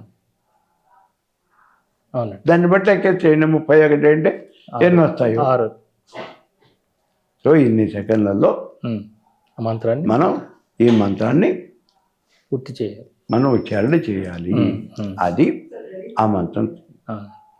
ఏదైనా ఒక పని చేసడానికి కూడా దీనికి వేదంలో ప్రమాణం ఉంది, ఇది వేదం ఈ విధంగా చెప్పింది అంటుంటారు కదా. అలాగే ఈ బాల్య వివాహాలు తీసుకునేటప్పుడు కూడా దీనికి వేద ప్రమాణం ఉంది, వేదం అని అంటుంటారు. అసలు వేదంలో బాల్య వివాహాలు చెప్పలేదు. గురుగారు పిల్ల యుక్త వయస్సుగా రాకుండా వివాహం చేయొద్దు అని చెప్పాడు. ఖచ్చితంగా చెప్పాడు. కాపరం చేయడానికి పనికిరానటువంటి పిల్లని వివాహం చేయవద్దు, అటువంటి పిల్ల పుట్టింట్లోనే ఉండాలి, చాలా ఖచ్చితంగా చెప్పాడు. కాబట్టి ఇక్కడ మనకి బాల్య వివాహాలు వేదంలో చెప్పాలి. చెప్పలేదు అని చెప్పడానికి మాకు ఎలా తెలుస్తుంది? నమ్మకం ఏంటి? వ్యాసుడు వేదం రాసింది, వేద విభజన చేసిన తర్వాత వేదంలో ఉన్నటువంటి ధర్మాలు అందరికీ తెలియాలి అనే ఉద్దేశంతో, అంటే సామాన్య మానవుడికి తెలియాలి అనే ఉద్దేశంతో ఆ వేదంలో ఉన్న విషయాలని పురాణాలుగా రాశాడు. కాబట్టి వేదంలో ఏదైనా ఒక ధర్మం చెప్పారు అని అంటే అది మళ్ళీ పురాణంలో మనకు అర్థమయ్యే రూపంలో ఉంది, కథల రూపంలో చెప్పాడు. కాబట్టి ఇక్కడ పురాణాలు చదివితే వేదం చదివినట్టే లెక్క. వేదంలో ఉన్న ధర్మాలన్నీ పురాణాల్లో ఉన్నాయి, ఈ విషయం గుర్తించాలి. ఇప్పుడు మనకి సత్యం వద ధర్మం చెర పురాణాల్లో చెప్పాడు, వేదంలోనే కాదు. ఇప్పుడు మనకి ఒకవేళ బాల్య వివాహం గనక వేదంలో చెప్పుంటే పురాణాల్లో ఉండేదిగా, ఎక్కడో ఒకటి ఉండేదిగా. పురాణాల్లో ఇంతమంది పిల్లలకి పెళ్లి చేస్తారు కదా, ఎవరికైనా బాల్య వివాహం చేస్తారా? ఒక్కసారి చూడండి. మనం చిన్నవాళ్ళని, పేరు ఊరు లేని వాళ్ళని గురించి మాట్లాడద్దు. మొట్టమొదటిగా మనం వెడదాం, రామాయణ కాలానికి వెడదాం. సీతకి వివాహం చేశాడు. సీత ఆ రోజున చిన్నపిల్ల, బాల్య వివాహం అది. ఆవిడ 9 ఏళ్ల పిల్ల కాదు కదా. ఏమోనండి మాకు అనుమానం. సరే ఆగండి, మీకు అనుమానం అయితే ఇంకో చోటికి వెడదాం. మనం రామాయణం కాకపోతే భారత కాలానికి వద్దాం. భారతంలో ఎవరున్నారు? ముందు శంతను మహారాజుని తీసుకున్నాం. శంతనుడు సత్యవతిని వివాహం చేసుకున్నాడు. ఆవిడ ఏమన్నా అప్పటికి చిన్నపిల్ల, వ్యాసుడిని కన్నది అప్పటికి. వ్యాసుడికి తల్లి. అదేం బాల్య వివాహం కాదు కదా, 9 ఏళ్ల పిల్ల కాదు కదా. సో అయిపోయింది. అయిన తర్వాత ఇప్పుడు విచిత్ర వీరుడికి, చిత్తాంగదుడికి అంబిక అంబాలికలను తీసుకొచ్చాడు భీష్ముడు. వాళ్ళు ఏమన్నా చిన్నపిల్లల? అందులో ఉన్నటువంటి అమ్మ చెప్పింది, నేను సాల్వుని ప్రేమిస్తూ ఉన్నాను, వాడిని వివాహం చేసుకుంటాను అని చెప్పింది. అంటే ఆవిడేం చిన్నపిల్ల కాదు కదా. అయిపోయింది. ఇది అక్కడ కాదు. ఇక పాండురాజు వివాహం చేసుకున్నాడు. ఎవరిని? ఈ కుంతిని మాద్దని. కుంతి ఆవిడ ఏమన్నా 9 సంవత్సరాల పిల్ల, అప్పటికే ఆవిడ తల్లి, కర్ణుని అన్నది. కాబట్టి అదేం కాదు కదా. మరి ఎక్కడ ఇంతవరకు మనకి ఎక్కడ బాల్య వాళ్ళ రూపం ఎక్కడా కనపడలా. పోనీ ద్రౌపది దగ్గరికి వద్దాం, పాండవుల పెళ్లి దగ్గరికి. ఈ అర్జునుడు మత్స్యంత్రం కొట్టాడు, కొట్టి ద్రౌపదిని వివాహం చేసుకున్నాడు. ద్రౌపదికి ఎన్నేళ్ళప్పటికీ? ఆవిడ యుక్త వయస్సులో ఉన్నది. ఆవిడ అగ్నిగుండంలోంచి ఆవిర్భవించిందే యుక్త వయస్సుగా ఆవిర్భవించింది. ఆవిడ దుష్టజముడు ఇద్దరు అగ్నిగుండం నుంచి వచ్చారు కదా, ఇద్దరూ యుక్త వయస్సులోనే ఉన్నారు అప్పటికి. కాబట్టి మరి ఆవిడే కాదుగా. పోని భాగవతంలోకి వెళ్దాం. శ్రీకృష్ణ పరమాత్ముడు మరి మహానుభావుడు, ఆయనే మనకి ఎగ్జాంపుల్ కదా. రుక్మిణి కళ్యాణం. రుక్మిణి కళ్యాణంలో ఏం జరిగింది? ఆవిడ కబురు పంపించింది. ఏది? ఆవిడ ఒక ప్రేమ సందేశం పంపించింది. ఎవరు? రుక్మిణి. ఏమని అడిగింది? రాక్షస విధిని నన్ను గుంపమ్ము, రాక్షస విధిని అయినా సరే నన్ను తీసుకెళ్ళి పెళ్లి చేసుకోవాల్సింది అంది. రాక్షస విధిని చేసుకోవటం అంటే ఏంటి? లేవ తీసుకుపోవడం. రాక్షస విధి అంటే ఏంటి? ఎత్తుకుపోవటం. కాబట్టి నన్ను మా దగ్గర నుంచి మా నాన్న దగ్గర నుంచి నువ్వు ఎత్తుకుపోయినా సరే నన్ను పెళ్లి చేసుకోవాలి అని అడిగింది. మరి అది బాల్య వివాహం కాదు కదా. ఎక్కడుంది బాల్య వివాహం? మరి ఎలా ప్రవేశపెట్టారు? Very good. మరి ఎలా వచ్చింది? ఆ 1000 సంవత్సరంలో ఉండేప్పటికీ అప్పుడు కదా మొట్టమొదటిసారి గజని గోరి 1125 ఎప్పుడో ఉంది. ఆ గజని గోరి వాళ్ళు మన మేకి మా దండయాత్రకు వచ్చారు భారతదేశం మీద. అప్పుడు వాళ్ళు ఇక్కడ సామ్రాజ్యాన్ని కూడా స్థాపించాలి అని నిర్ణయించుకున్నాడు గోరి. గజనేమో దొరికింది పట్టుకుపోయాడు, పడితే ఇబ్బంది లేదు మనం. గోరితో వచ్చింది సామ్రాజ్యాన్ని స్థాపించాలి అన్నాడు. ఈ స్థాపించాలి అన్నప్పుడు ఏం చేశాడు, ఆయన ఇక్కడ సెటిల్ అయిపోవడానికి ట్రై చేశాడు. పృథ్వీరాజుని చంపేశాడు, ఆయన రాజ్యాన్ని ఆక్రమించుకున్నాడు. జయసింహుడిని చంపేశాడు, రాజ్యం ఆక్రమించుకున్నాడు. వాళ్ళకి బహువివాహము బహుభార్యాత్వము అనేది ఉన్నది అన్నాడు. ఎందుకు అంటే వాళ్ళ యొక్క జనరేషన్ బాగా పెరగాలి అనే ఉద్దేశంతో. వాళ్ళకి కూడా చూడండి, వాళ్ళకి ఎంతమంది అసలు ఫ్యామిలీ ప్లానింగ్ అనేది వాళ్ళకి లేదు. వాళ్ళకి అలా పుడుతూనే ఉంటారు వాళ్ళు. ఎందుకనంటే వాళ్ళ యొక్క జాతి పెరగాలి అనేది వాళ్ళ యొక్క కోరిక. సో అలా పెంచేశాడు. పెంచేప్పటికీ అప్పుడు ఆ పెంచుతున్నటువంటి క్రమంలో వాళ్ళు ఎక్కువగా హిందూ స్త్రీలను వివాహం చేసుకోవడానికి ప్రయత్నం చేశారు. ఎందుకు, మన వాళ్ళని తీసుకెళ్ళిపోతే వీళ్ళు ముస్లింగా కన్వర్ట్ అయిపోతారు, వీళ్ళకి పుట్టే పిల్లలు కూడా వాళ్ళు ముస్లింసే అయిపోతారు, కాబట్టి వాళ్ళ జనరేషన్ పెరుగుతుంది. అలా వాళ్ళు తీసుకెళ్ళిపోయారు. వాళ్ళ నుంచి రక్షించుకోవడానికి మార్గం, మనకి బలం లేదు, మనం వాళ్ళతో యుద్ధం చేయలేము, మనం రక్షించుకోలేము, మన పిల్లల్ని మనం కాపాడుకోలేము, ఏం చేయాలి అని మన వాళ్ళు బాగా ఆలోచించారు. చదువుకున్న వాళ్ళు పండితులంతా ఆలోచించి వాళ్ళకి ఏమిటి అంటే వివాహమైనటువంటి స్త్రీ జోలికి వెళ్ళకూడదు అని చెప్పిందట ఖురాన్. ఆ లొసుగు, ఆ మైనస్ పాయింట్ వాడు దాంట్లో ఉన్నది అని వీళ్ళు కనిపెట్టారు. ఇంతవరకు బాగానే ఉంది, కానీ మన అమ్మాయికి పెళ్ళయిందో లేదో వాడికి ఎట్లా తెలుస్తుంది? మన పిల్లల్ని ఎత్తుకుపోకూడదు అంటే దీని పెళ్ళయిందని వాడికి తెలియాలి, ఎలా తెలుస్తుంది? చాలా ఆలోచించారు మన వాళ్ళు, సామాన్యులు కాదు, చాలా ఆలోచించారు. వాళ్ళకి ఏమిటి అంటే వివాహం అయినట్టుగా గుర్తు మెళ్ళ నల్లపూసలు కడతారు. ఆ నల్లపూసలు వాళ్ళవే. తర్వాత వేళ్ళకి మట్టెలు పెడతారు, ఇది కూడా వాళ్ళదే సంప్రదాయం. వాళ్ళ తాలిబొట్టు ఉండదు, నల్లపూసలు మట్టెలు పెడతారు. కాబట్టి వాడికి మనం ఇప్పుడు మంగళసూత్రం కట్టామయ్యా, మా అమ్మాయికి పెళ్ళయింది అంటే మంగళసూత్రం జాకెట్ లోపల ఉంటుంది. వాడు వచ్చేప్పుడు ఇదిగో నేను మంగళసూత్రం చూపించలేం కదా. అందుకని వాళ్ళు ఏం చేశారు, బయటికి కనిపించేటటువంటి నల్లపూసలు, అది ఏమిటి, నల్లపూసలు. ఇప్పుడు మన వాళ్ళు ఫ్యాషన్గా నల్లపూసలు ఇక్కడి దాకా వేసుకుని గింగ్ అని తిరుగుతున్నారు. అది కాదు నల్లపూసలు వేసుకోవాల్సిన పద్ధతి. ఆ రోజున చెప్పింది. ఆ రోజున ఏం చెప్పారు అంటే ఆ నల్లపూసల్ని ఇదిగో ఇంతవరకే, ఇలా కంఠం వరకే వేసుకునేవాళ్ళు. చూడండి, ఇప్పటికైనా సరే వేద పండితులైనటువంటి వాళ్ళు, శిష్టాచార సంపన్నులు ఎవరైనా ఉంటే వాళ్ళ ఇంట్లో ఆడవాళ్ళు మంగళసూత్రాన్ని నల్లపూసలు ఇక్కడి దాకానే వేసుకుంటారు. అంతేగాని ఇక్కడ దాకా దారేట్టుగా వ్యాలిడేటర్గా నీకు ఏదో ఫ్యాషన్ ఐటమ్కి దాన్ని వేసుకోరు. దాని పర్పస్ అది. అంటే మనిషిని చూడంగానే ఈ కంఠంలో ఉన్నటువంటిది కనిపిస్తుంది కదా నల్లపూసలు, అదిగో నల్లపూసలు ఉన్నాయి అంటే అమ్మాయికి పెళ్ళైపోయింది. పోనీ ఒకవేళ పొరపాటు ఇలా పొంగి చూశాడు నువ్వు, కాళ్ళకి మట్టెలు కనిపిస్తున్నాయి, పెళ్ళయింది. అప్పటి నుంచి ఈ సాంప్రదాయం, ఆ మిశ్రముల యొక్క ఇది, వారి యొక్క బారిన పడకుండా మన వాళ్ళని రక్షించుకోవటం అని ఈ నల్లపూసలు ఈ మట్టెలు కట్టడం మొదలుపెట్టారు. అవి ఎవరికి కడతావు నువ్వు? పెళ్ళైన వాళ్ళకి. మరి పెళ్లి కాకముందే దాన్ని ఎత్తుకుపోతే వీడు. అందుకని ఏం చేశారు, వాళ్ళు రాకుండా చిన్నపిల్లలకే పెళ్ళి చేయటం మొదలుపెట్టారు. అప్పుడు కల్పసూత్రాల్లో ఒక కల్పన రాసి అష్టవర్షాత్ భవేత్ కన్యా అని 8 ఏళ్ల పిల్లకే మీరు వివాహం చేయండి అని చెప్పి అప్పుడు 8 ఏళ్ల పిల్లకి వివాహం చేయటం అనేది ఒక పద్ధతి ప్రకారం పెట్టారు. అందుకని ఉన్నవాళ్ళు, ఊళ్ళో ఉన్నవాళ్ళు అందరూ కూడా అలా 8 సంవత్సరాలకే, 8 సంవత్సరాల లోపు వివాహం చేశారు.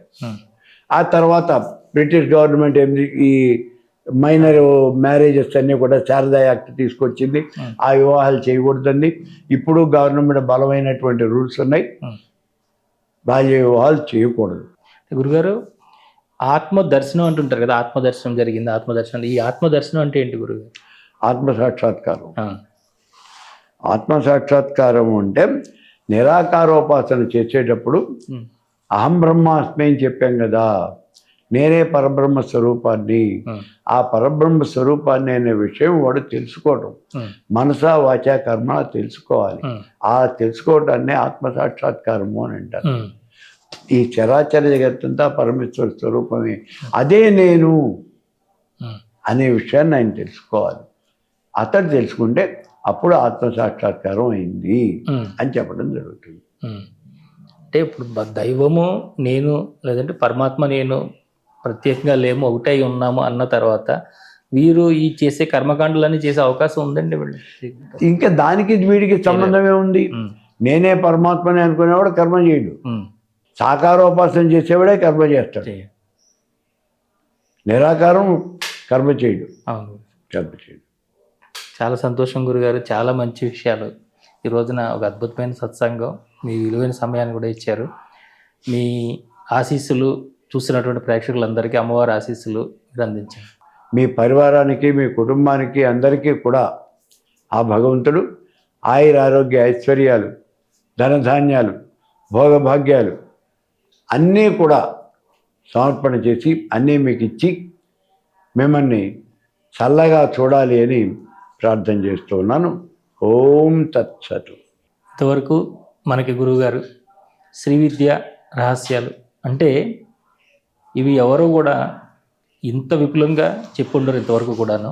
అంతగా మనందరికీ మన లోపల కూర్చుండిపోయేలాగా వారు అద్భుతమైనటువంటి జ్ఞానాన్ని మనకు అందించారు. వారు ఇలాగే వారి కృపని మనందరిపైన చూపించాలని కోరుకుంటూ మరొక ఇంటర్వ్యూలో మళ్ళీ కలుసుకుందాం. అంతవరకు చూస్తున్న శ్రీ సన్నిధి టీవీ. నమస్కారం.